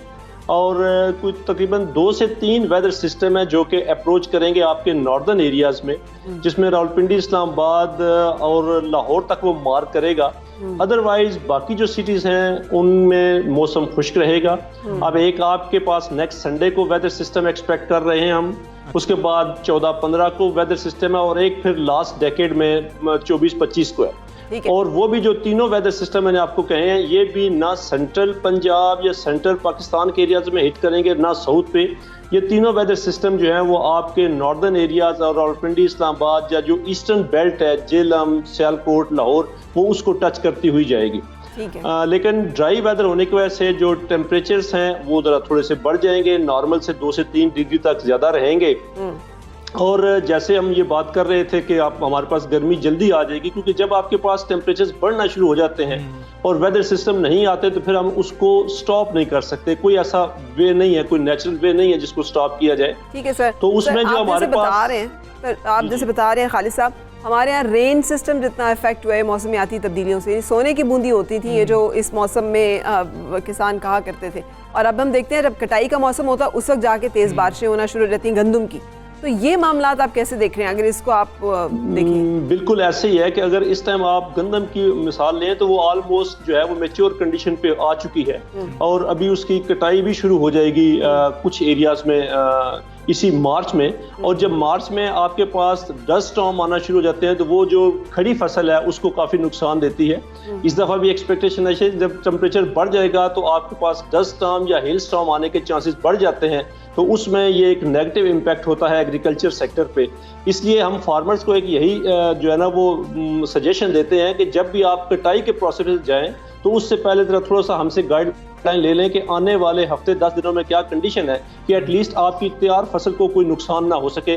जितना हम आपको इन्फॉर्मेशन दे सकते हैं उस इन्फॉर्मेशन से आप एटलीस्ट कुछ ना कुछ जो अपना नुकसान होना है उसको आप बचा सकें। बिल्कुल ठीक है। खालिद मलिक साहब, रमज़ान आने वाला है, हमने देखा कि गुज़श्ता जो रमज़ानुल मुबारक थे वो बेहतर हो जाते थे कि मौसम अल्लाह ताला इतना अच्छा कर देता था कि लंबे रोज़े भी गुजर जाते थे। इस दफ़ा उनसे भी बड़ा डर लग रहा है कि शायद वो बहुत गर्मी हो जाएगी, बच्चे रोज़ा रखते हैं, बच्चों को स्कूल भी जाना पड़ेगा, छुट्टियां भी बच्चों को नहीं होंगी, तो वो मामला आप अभी तक कुछ कहना कबल अज़ वक्त होगा या रमज़ान इस दफ़ा खासा गर्म हो सकता है? नहीं, ऐसा सच इतना ज़्यादा गर्म नहीं होगा और नॉर्मल रूटीन से ही होगा, क्योंकि अभी वो थोड़ा सा दूर है। आप देखिए, हम एक ट्रेंड जो इतने लॉन्ग पीरियड का एक ट्रेंड दे सकते हैं, लेकिन एग्जैक्ट प्रिडिक्शन देना थोड़ा सा हार्ड है तमाम मेट्रोलॉजिस्ट के लिए।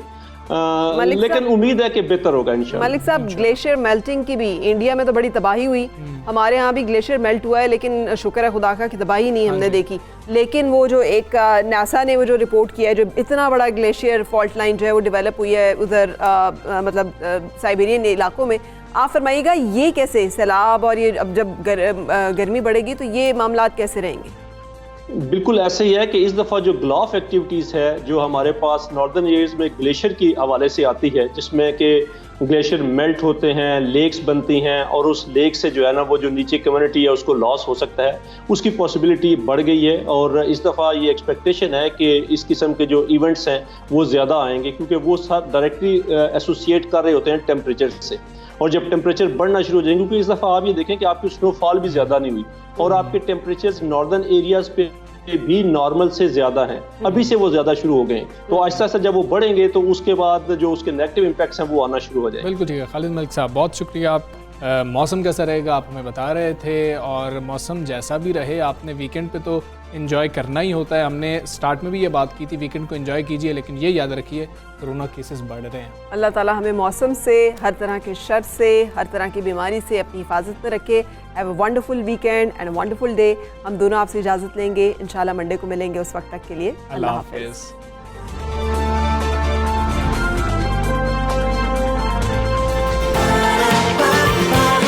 सुबह सवेरे पाकिस्तान।